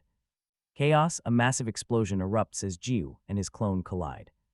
Their powers clash violently. Jiu is getting tired, but his clone is completely fresh. With a deadly, precise strike, the copy attacks. Jiu senses the danger, but a brutal slash rips his chest, throwing him back. Eurus screams out for his humanum. Meanwhile, Habyak explains their combat stats. And controls are totally identical. However, one fatal flaw separates them. Player versus machine. The copy will never make a single mistake. Fatigue does not exist for a bot. The tide of battle shifts. Eurus rushes to his humanum while Habyak sighs. Suddenly, Jiu melts. His body dissolves into goo, only to reform with a scarred chest. Eurus lands nearby. Instantly, Jiu triggers his insane healing factor, mending his broken body and wiping the blood away. He laughs. It is damn fun. Both Eurus and Habyak stare in sheer shock. Jiu just explains that things have been way too boring lately. One-shotting everyone got old fast. He does not want to quickly kill this phony. He wants to keep playing. Eurus panics, pointing out that he is in a highly dangerous situation. The fake charges, Jiu just laughs. Honestly, the guy is completely fearless, standing perfectly still. He casually mentions having two different ways to finish this. From his sidekick to the gods, everyone is stunned by his confidence. Their weapons collide. A massive shockwave erupts, obliterating the surrounding land. Eurus desperately shields his face, while Luna and the god easily withstand the impact. The smoke clears. Habiak wonders which of the two methods the hero chooses. He is highly curious to see which method Ju will actually use to finish him. Luna takes another bite of her sandwich, calling it a total bluff. Compared to every other boss in Kronol Life, Habiak is a different beast. His 8 vision skill is completely broken. You cannot fight him alone. She doubts Ju can win, but then Ju reveals his first method. Is to literally blow up the entire planet. Talk about an overreaction.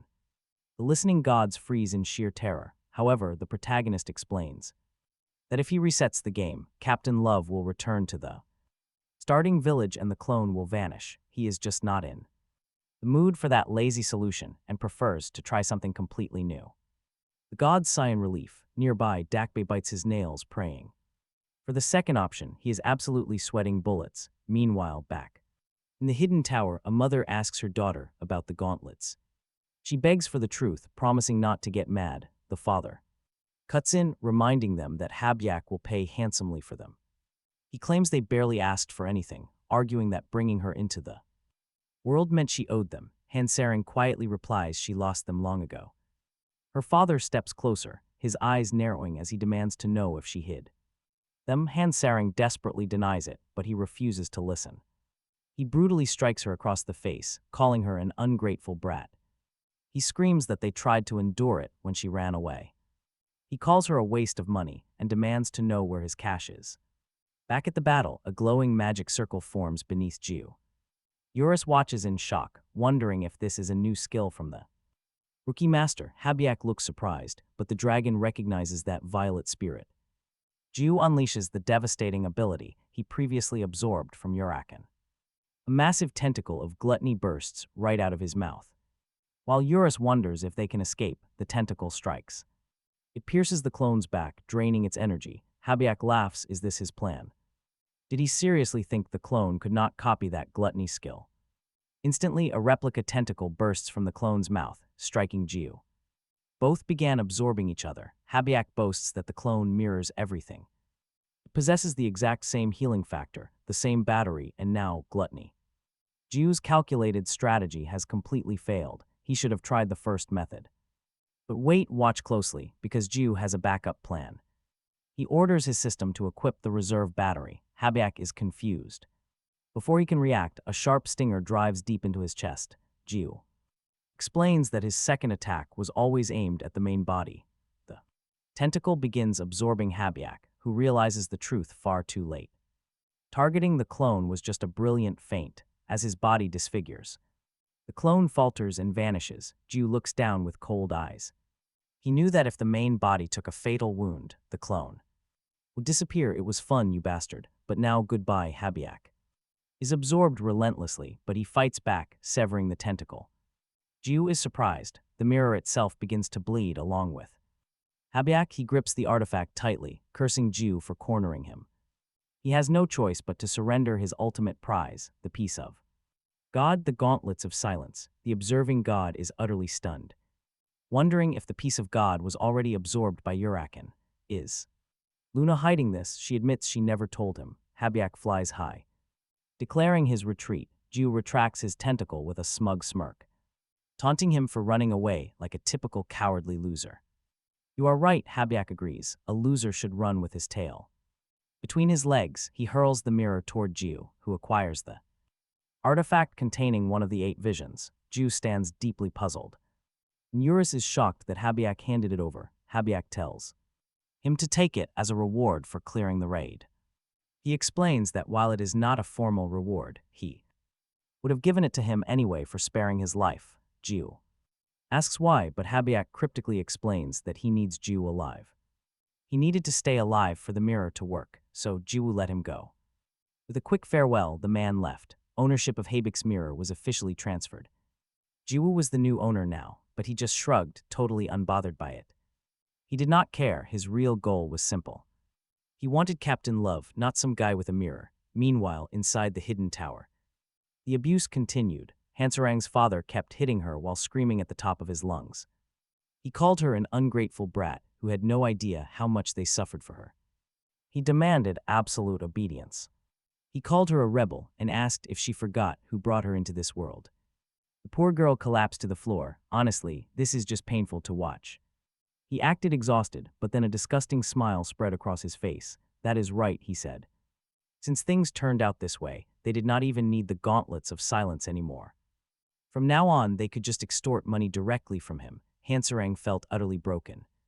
Her mother stepped closer, reminding her that this was just a game. The court protective order meant absolutely nothing inside this digital world. She had nowhere to run. Hansarang clenched her fists. Her mother whispered they would be together forever. All the desperate girl could do was pray in her heart for someone to save her. To save her from this living hell. Are you guys idiots? Juwoo's voice suddenly interrupted. He pointed out that she could literally just log out and stop playing.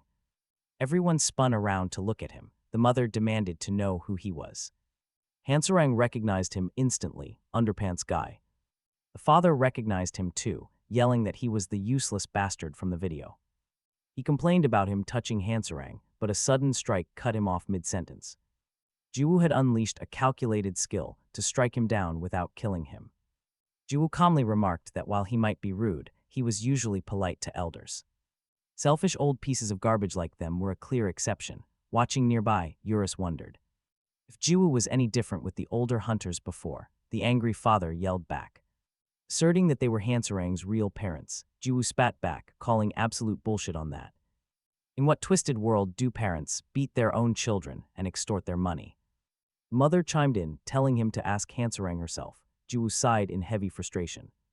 He hated it when people dragged their pathetic real-world drama into a video game. What is even the point of playing then? The mother scoffed, blaming gaming for his attitude.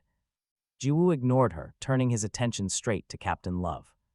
He asked why she was just sitting there quietly after taking a beating like that. He told her to stop holding back and go wild. She had the highest level. Hansarang looked up in utter shock. But they are still my parents, she whispered. Dragging reality into a game, pure pathetic. He told her he could already see exactly what kind of trash family she had. But if she was going to act like a loser here and run away just like in reality, then why was she even playing at all? Hansarang gritted her teeth in sheer frustration. What do you know, you brat? She screamed through tears. She had been enduring this. This whole time she had suffered. Hearing this, the furious mother lunged forward to slap her. She screamed that they were the ones who had to endure her all along. In real life or in a game, they were still her parents. Hansarang clenched her teeth. Juwoo watched in disbelief, disgusted by a mother who would ruthlessly strike her own child. Unarmed, no problem. Captain Love is still incredibly strong with her fists. Motivated now, Sarang charges. Her mother shrinks back in sheer terror. Painful, dark memories from her childhood suddenly flood back into her mind. With trauma driving her forward, she winds up a massive fist. Tears stream down her face as she punches her mother square in the nose. That powerful blow sends her flying, and next, we see Sarang on TV. The famous idol casually reveals to her fans that she has been enjoying Kronol Life. The interviewer notes just how realistic this virtual world really feels. He even asks if she hesitates before taking the life of a harmless creature. Beating up monsters is just a great stress reliever, she laughs. The young star has clearly conquered her deep childhood trauma. Her anxiety is completely gone, and she does not even need glasses anymore. The host notes this seems completely opposite to her normal self. Sarang wonders if her aggressive game persona is actually her true self after all. The audience blushes at her bold claim, but she quickly dismisses it. If you want absolute reality, she says, why even play games? Meanwhile, Ju is sitting at home watching this broadcast on TV. He sighs, realizing her honest attitude just won her countless new fans. Ju supports her too, though the media's perfect story is pure fiction. They claim the healed idol has left the gaming world behind forever. Supposedly, she is now living happily ever after in the real world. But once she logs into Kronol Life, the actual reality is completely different. She immediately yells that Ju is late again and needs to die. Ju defends himself, explaining he logged on immediately after watching her interview. He even points out that she should be at the broadcasting station. She snaps back that it was pre-recorded, still playing avidly. In fact, overcoming her trauma only made her play even more. She is logging in daily, even cutting down her work schedule. Sarang urges him to hurry up, saying they are wasting time. Ju asks where they are going, but she tells him to quiet down. She snaps at him, saying he still hasn't accepted her apology yet. Jiu sighs, lets it go, and begins to follow her. A smug smile spreads across her face as she promises to forgive him, but only if he agrees to carry her through the virtual world.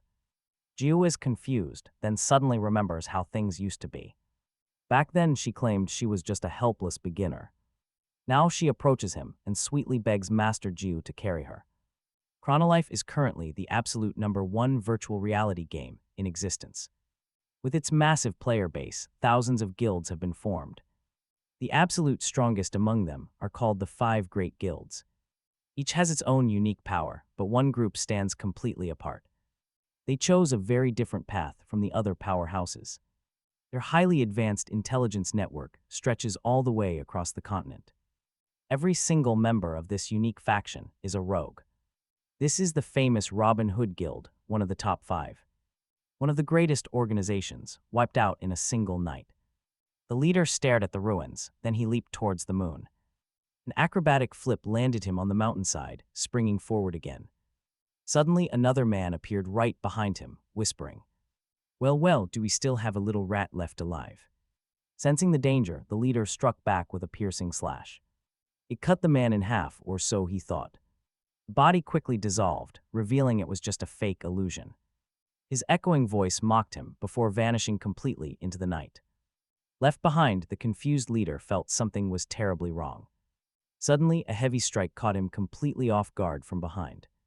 The attacker taunted him, saying he was still on their level. Coughing up blood from the impact, the broken leader demanded his identity.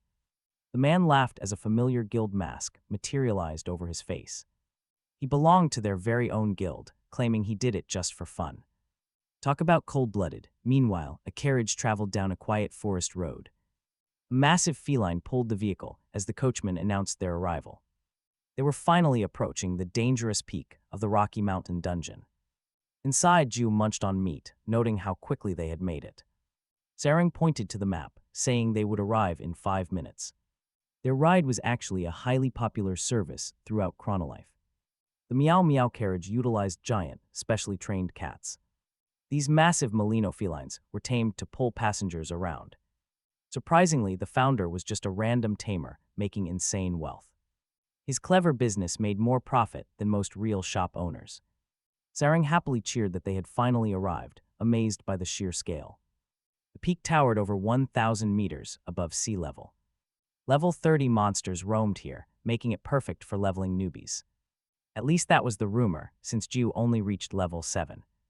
Either way, they came to this dangerous dungeon, specifically to carry Hansarang. She had been far more serious about this training than he initially expected. Somehow he had ended up dragged right into this situation. He wondered how high he would actually have to boost her level from here. Taking her straight to the Urus nest would maximize her level fast. Glancing at her bare hands, he suddenly remembered a promise. He announced he had a gift, catching Sarang off guard. Jiu reached into his inventory and pulled out transcendental gauntlets.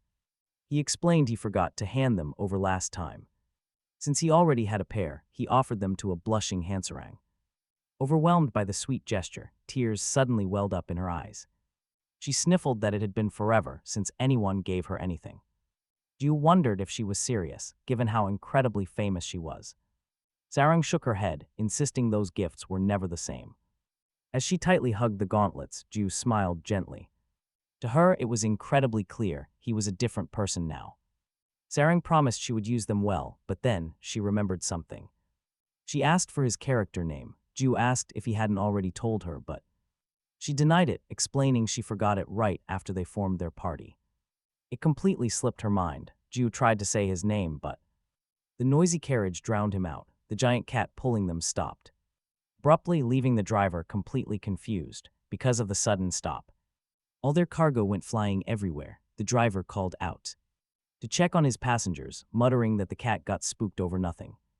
Meanwhile, in the back of the cart, Sarang had tumbled right on top of Jiu. Jiu groaned, asking what just happened and if Captain Love was okay. She said she was fine, but Jiu's eyes suddenly widened. She was clutching his underwear from a distance. Urus watched the whole thing with absolute disgust. The terrified cat kept meowing, prompting the driver to try and calm it down. He wanted to see what blocked the path, Standing right there was Hong. Beaten and heavily bruised, she weakly apologized, begging them for some help. Everyone stared at her, completely baffled by this unexpected encounter. Hong explained that her attacker was a mysterious guy she had never seen before. His level was hidden and his class was completely unknown. The only clue she managed to find out was his character name. She was sure of only one thing: he was no ordinary player. Get this, the guy could duplicate items at will. He had materialized an exact copy of her home mask right before her eyes. His character name was Passive Boy. Hearing this, Sarang realized she had never heard of him. Meanwhile, Eurus randomly pictured a giant carrot in his head. Jiu chimed in, saying he had a question, and Hong nodded for him to speak. Jiu bluntly asked who she even was. Sarang quickly jumped in, explaining she was the famous leader of the Robin Hood Guild, known even to little kids. Eurus added that he remembered the day she defeated 3 million players, but Jiu simply shrugged, stating everyone has their own issues, and her guild's trouble with some random psycho was absolutely none of his business. Hong took off her mask and bowed deeply, desperately pleading for his help. She was asking on a personal level, even though she had not even introduced herself. Jiu called her persistent, but reiterated that he had no interest in helping. Underneath that mask, Hong was incredibly beautiful. As she introduced herself once more, naturally, Jiu completely changed his mind. Who cares about reasons, he declared, helping people in need is my real specialty. Sarang internally labeled him a total scumbag. Meanwhile, Hong thanked him warmly, promising he would not regret his decision. She then revealed that this trouble was directly connected to him, leaving Jiu completely shocked. Meanwhile, at the Kronol Life headquarters, an office worker announced it was time to pack up, urging the rest of the infrastructure support team to head home. One colleague groaned, clearly envious of anyone escaping the dreaded overtime. The team leader questioned this since they lacked permission. Xiaong intervened, telling everyone to just head home while he handled the remaining overtime alone. A coworker jokingly asked if he still hadn't made up with his wife. After the laughter, they all said their goodbyes. Soon, Xiaong was left entirely alone in the He smirks inside his office. What a bunch of total idiots, he grumbles. Those fools only know how to play dumb, while constantly criticizing the younger generation. To him, they just take everything for granted, completely ruining their own lives. They are destined to stay broke forever. With that, he grabs his virtual reality headset. Now that everyone is gone, it is finally time to print some serious money. The system logs him in, connecting directly to Kronol Life through a game master account. This secure connection reveals his secret identity. He is the infamous player, Passive Boy. Once in the game, he flies high over the mountains, muttering that the time has come. He summons his weapon, a giant, glowing red blade known as the Executioner's Sword. This level 99 unique weapon is unbelievably powerful. Sun smirks, ready for some overtime. Every single stat he owns is fully maxed out, reaching the ultimate master tier. This legendary rank is something even top professional players can only dream of reaching. Only at this peak can players unlock the absolute highest tier of gear, transcendental items. This leaked info set the community on fire. Can you even blame them? Now Sarang is staring in absolute shock. She cannot believe her own eyes right now. Sitting right before her are the legendary transcendental gauntlets, a weapon of absolute myth. Stunned by the sight, she tells Underpants she just wants to try them on. She looks at him in complete disbelief, asking if this is really a transcendental weapon. Jiu shrugged casually, telling her she can use it since he has several extras. The girl swallows hard, heart pounding. She decided to put on the godly gear. The second she equips them, the weapon permanently binds directly to her. A massive explosion erupts, and a system notification pops up right in her face. She is now the owner of the transcendental gauntlets, completely shocking her. The giant weapon glows with blinding light before suddenly shrinking down. They morph into cheap, ordinary gloves. Sarang demands to know what just happened. She cannot believe a legendary weapon now looks like a piece of total trash. The system screen explains that the gauntlets have been sealed. She lacks the qualifications to use them. What kind of scam is this, she wonders. High-tier gear is useless at low levels. A unique item would be much better. Deciding to test them out, she gently taps a nearby rock. Instantly, the rock and the entire ground shatter in a massive explosion. Sarang jumps back in absolute terror. She barely even brushed against the stone. This insane destruction was the power of a sealed weapon. Eurus calls it weak. He scoffs, claiming there is absolutely nothing special about this legendary rank. Jiu nods in agreement. Eurus then asks what they should do next. He wonders if Jiu plans on accepting Hong's request. Jiu says he has to. The situation is directly tied to him. We flash back to his meeting with Hong. When she first made the request, he immediately turned her down. He claimed he had no idea what this passive boy guy even looked like.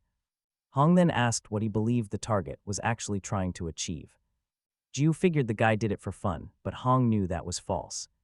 His real motive is money. He duplicates rare items and sells them for profit. Guild reports confirm he operates as a highly successful merchant player. Lately, he has been selling tons of rare loot stolen directly from Eurus' nest. Even though he is crashing the market, technically, nothing he does is illegal.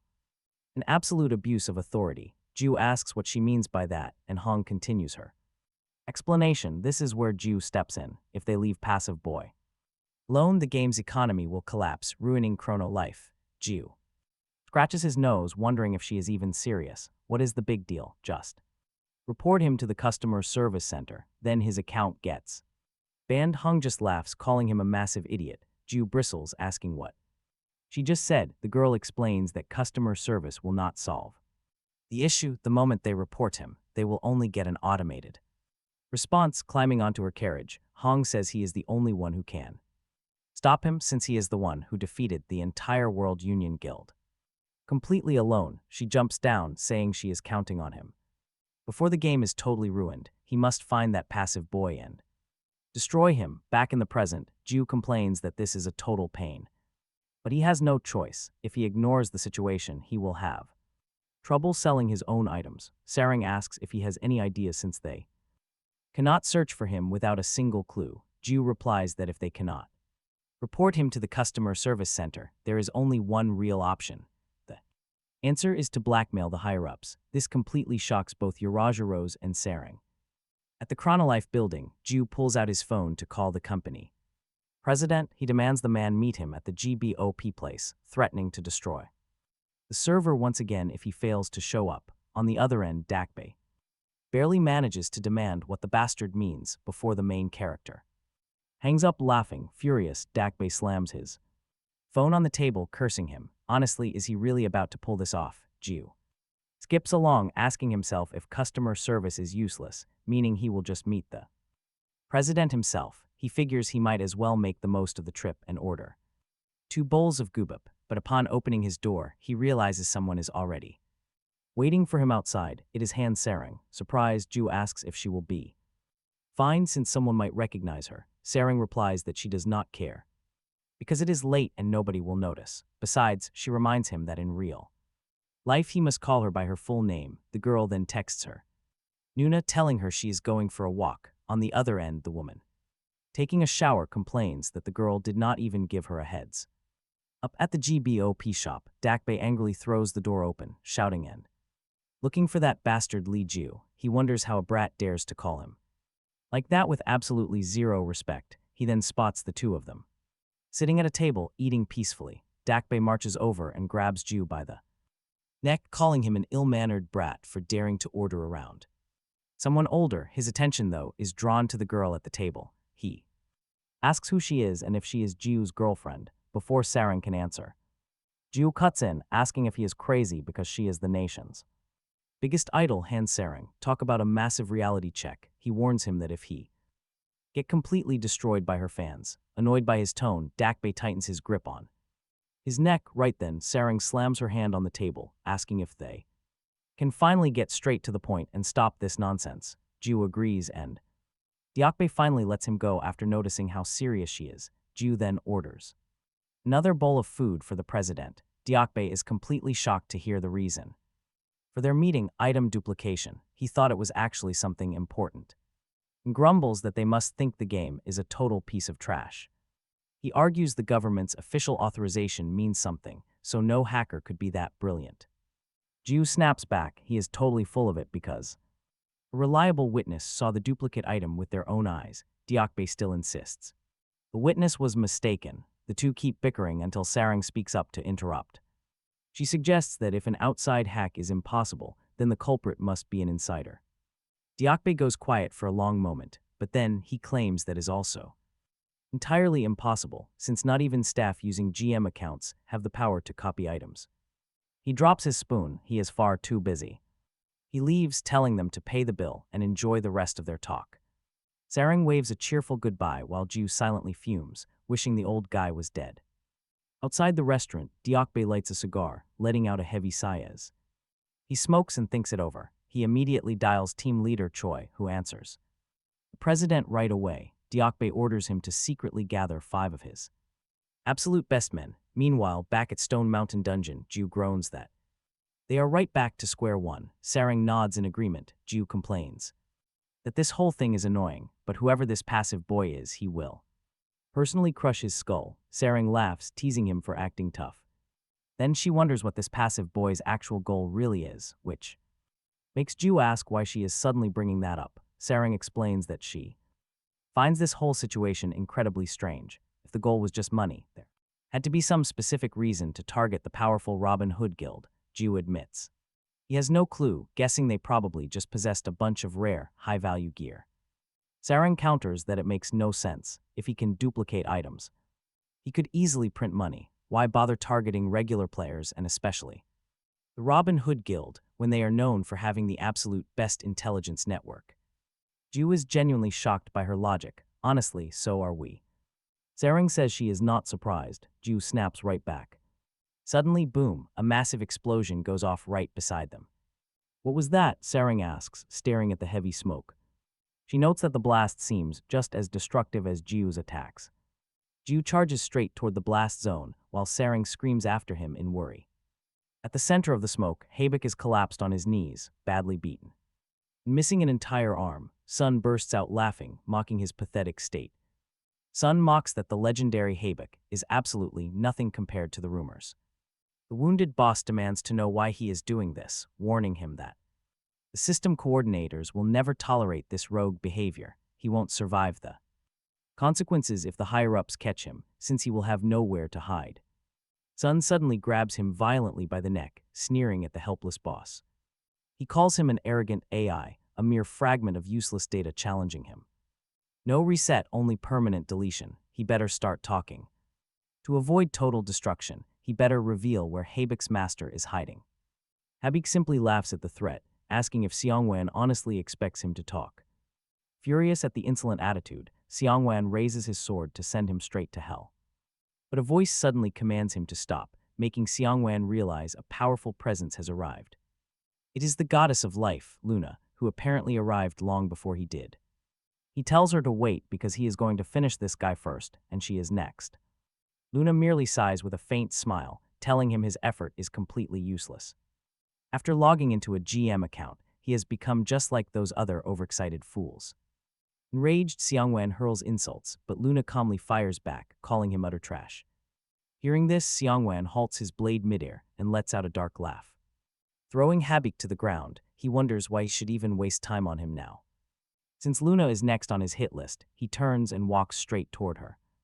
He demands to know where Habik's master is, but adds a sinister warning. She does not have to answer right away because they can take their sweet time. Once he rips off her limbs and hangs her from a tree, the real fun begins. He plans to cauterize her wounds and keep healing her so she can never die.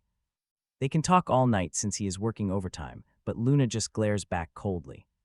He reminds her of the main character, though she notes they are complete opposites. Confused, Xiangwan demands to know what the hell she is even talking about. He barks at her to stop spouting nonsense, but then something massive descends. A gigantic claw drops from the heavens, completely crushing him in an instant. Blood splatters across Luna's face as the giant hand remains completely motionless. To her, the noisy trash was finally gone, and she calmly turns to leave. But as she walks away, a familiar voice suddenly echoes through the area. Xiangwan reappears, casually patting the beast's leg and admitting he forgot about it. He deduces that Luna must be its owner, explaining her absolute confidence. Still, dealing with a massive monster like this is going to be a real pain. Shocked, Luna spins around and demands to know how he could possibly survive that. She declares that worthless trash like him has no right to live in her world. Xiangwan, however, simply scoffs and says he does not care about her opinions. He begins to summon a special domain, suddenly dragging Luna into an entirely new dimension. They land in the GM zone, a restricted testing ground with exclusive privileges. Only administrators can manifest this unique arena for development purposes. Xiangwen mocks her, telling her to stop acting like this virtual world is reality. But Luna does not back down, returning his mockery with an icy glare.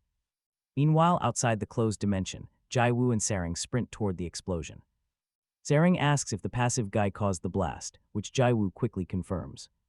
Jaiwoo suspects it is the company hacker, despite what the president claimed. The president's panicked face told a completely different story from his denial. That passive guy single-handedly crushed the entire Robin Hood guild.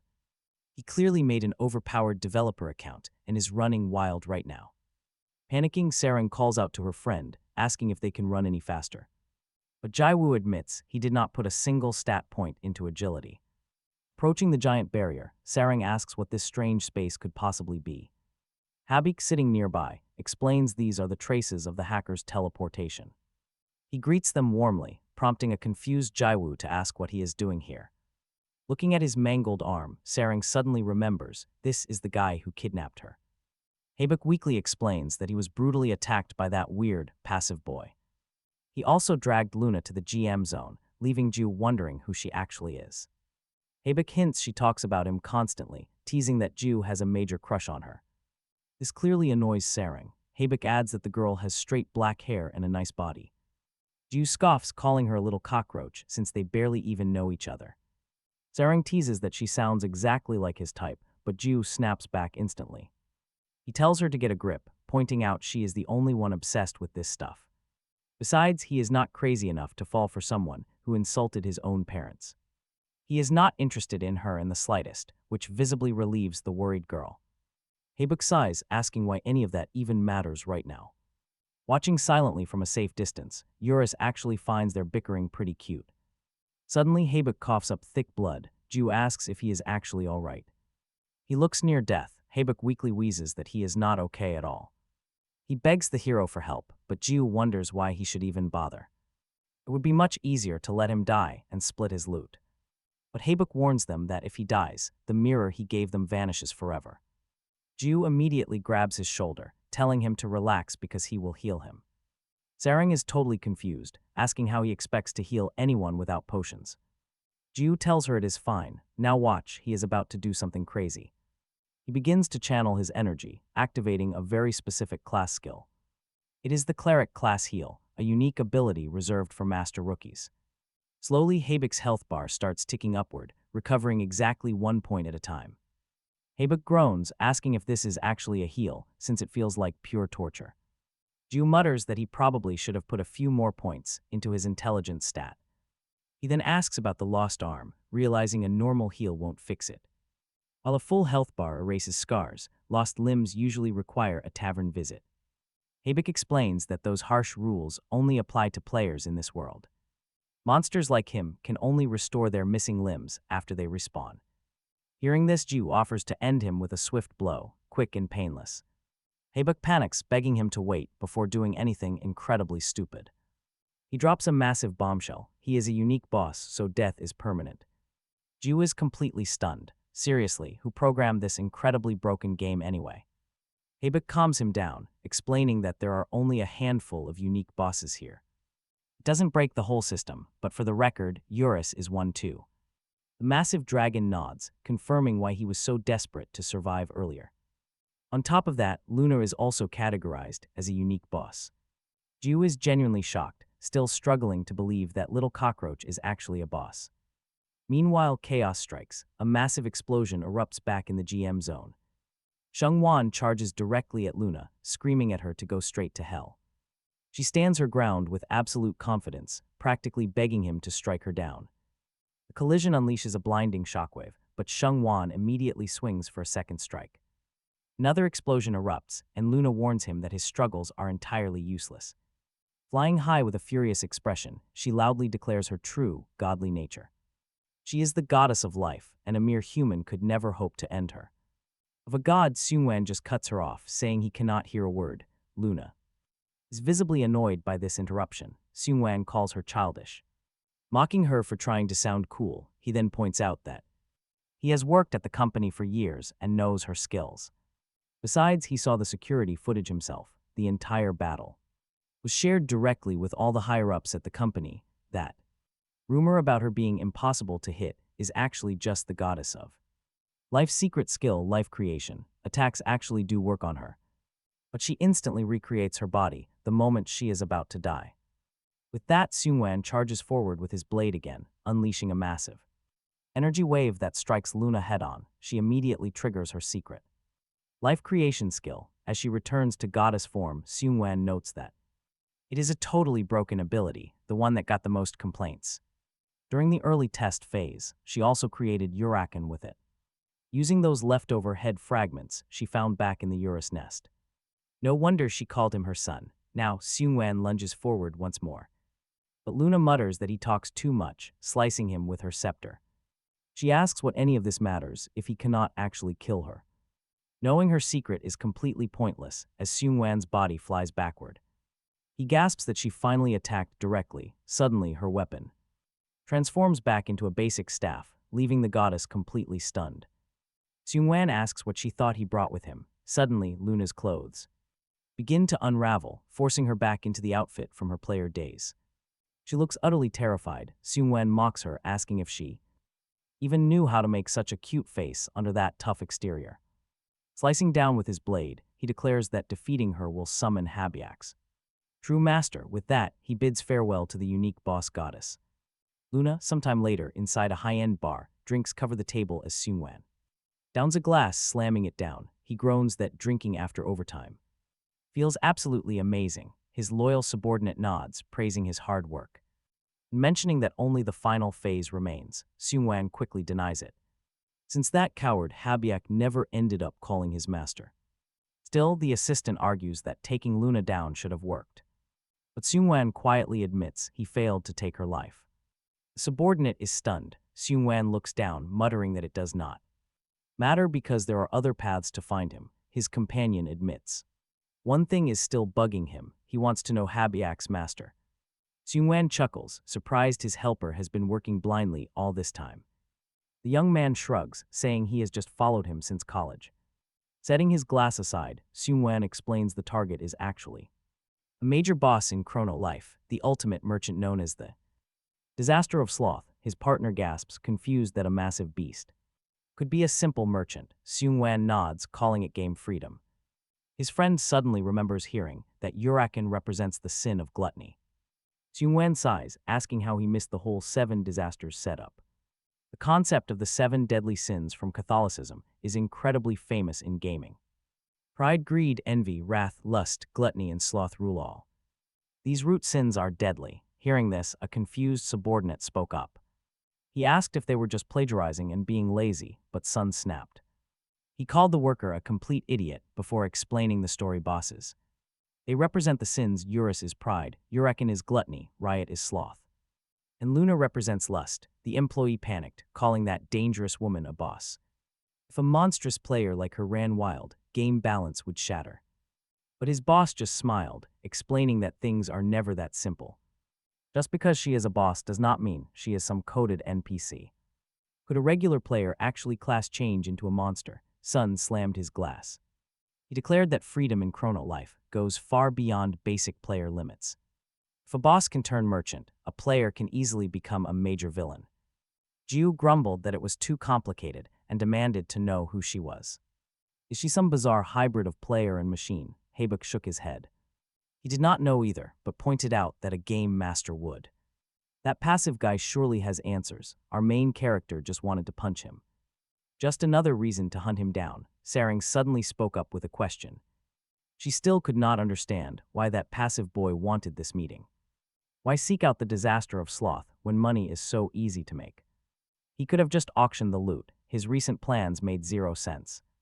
Ever since the Robin Hood raid, Habuk suspected a deeper motive was at play. He believed everything revolved around the legendary piece of God, or in other words, mythic rank gear. Jiu recognized that name. Urus then stepped in to explain the details. It was what Habiak mentioned when he took Captain Love hostage. Just a fancy label for mythic rank gear. Suddenly, Hong approached the group. She asked if they were also discussing those legendary mythic items. She apologized for vanishing, explaining she had been doing some private digging. Now she wanted to team up, claiming she found the target's secret base. They followed her deep into the quiet, rugged mountains. Eventually, they found a tiny, isolated cabin. Sarang looked doubtful. It seemed far too simple for a master hacker, but Hong was certain. She activated her judgment skill on the area, proving this was indeed it. Ju asked if the target was currently inside, but Hong confirmed the place was empty. What a waste, it would have been nice to peek inside, someone muttered. Before anyone could react, a massive blast suddenly rocked the forest. Ju had simply smashed the wooden wall down with his heavy stick. A stunned Hong asked how he did it. Ju just smiled, "I hit it." And then it broke. Without waiting any longer, they stepped through the dust. Sarang froze in shock. Inside lay massive piles of gold and glittering artifacts. She wondered if these were hacked copies, but Hong quickly corrected her. None of this is fake. Every single piece is a mythic rank item. The total value was easily 5 billion gold, leaving them breathless. She recognized several treasures stolen during the guild raid piled right here. He likely dumped them here simply because his private inventory was completely full. His goal was those mythic items. Ju asked why, wondering if it was purely for the cash. He could have just hit Eurus's nest instead, but Hong quickly pointed out that doing that only brings in chump change, and the game company would catch on instantly. Just like they did with her, mythic items are a whole different beast. There's a buyer out there willing to endlessly scoop them up. Ju guessed who. Hong cut him off, naming Riot, Habik's master and the biggest dealer around. Habik agreed, having suspected the same. Hong muttered that the passive boy was far worse than she expected, but still, the plan was solid, since Riot isn't a normal user. There's zero risk of leaks, and he'll move the gear quietly. No impact on the game's economy at all. If they screenshotted this proof and reported it, support would act, since the GM hoarded items in his personal room. She then slipped off her mask, thanking them for their incredible help. With this evidence, they were finally about to close the entire case. But Ju scoffed, asking who exactly gave her permission to wrap things up. He asked if she was shooting a drama, giving all these grand speeches, monologuing all day, only to end it with a simple support ticket. Hong nodded, wondering if there was any other way. Ju just laughed. What else? They were about to teach this passive boy a real lesson. We are going to teach him a lesson. Soon, Ju appeared in the city, wearing Hong's mask. In the crowd, Sungin glared, completely boiling with rage. Sarang watched closely, wondering if that guy really was the passive boy. He showed up exactly where Underpants Guy predicted, right in the village center. Sungin stepped forward, demanding to know why he was wearing that ridiculous mask. He called him a stick bastard. Ju just burst out laughing at him. Ju admitted he borrowed it from Hong, since everyone already recognized the famous look. Up on a nearby roof, an assassin spotted him and asked if that was Sungin. Hong confirmed it. The passive boy had walked right into their trap. The guild member wondered what crazy stunt he was pulling in the village center. Back in the cabin, Ju laid out the plan, steal all his items first. Hong asked why, but Ju muttered that explaining it was just too much work. She just needed to trust him. He had everything figured out. Oh, and she needed to lend him her mask. Sarang kicked him hard. Later, Sungin approached the cabin. He boiled with rage at the sight. The wall was shattered. He screamed that destroying a personal hideout was impossible. He scrambled inside, desperately searching for his gold and mythic items. There was absolutely nothing left. He realized he was completely ruined. Talk about instant karma. Sungin spotted a note on the floor and his blood boiled. Ju wrote that if he wanted his gear back, meet at the village. Meet at 7 p.m. Back in the present, Sungin stomped over, demanding answers. How dare you steal my cash? Ju calmly warned him to freeze right there. He unsheathed the draconic fire dagger. One more step and I sell this to an NPC. Sungin screamed that the dagger is worth 200 million in real cash. Selling it to a shop would fetch less than 300 gold. He gritted his teeth.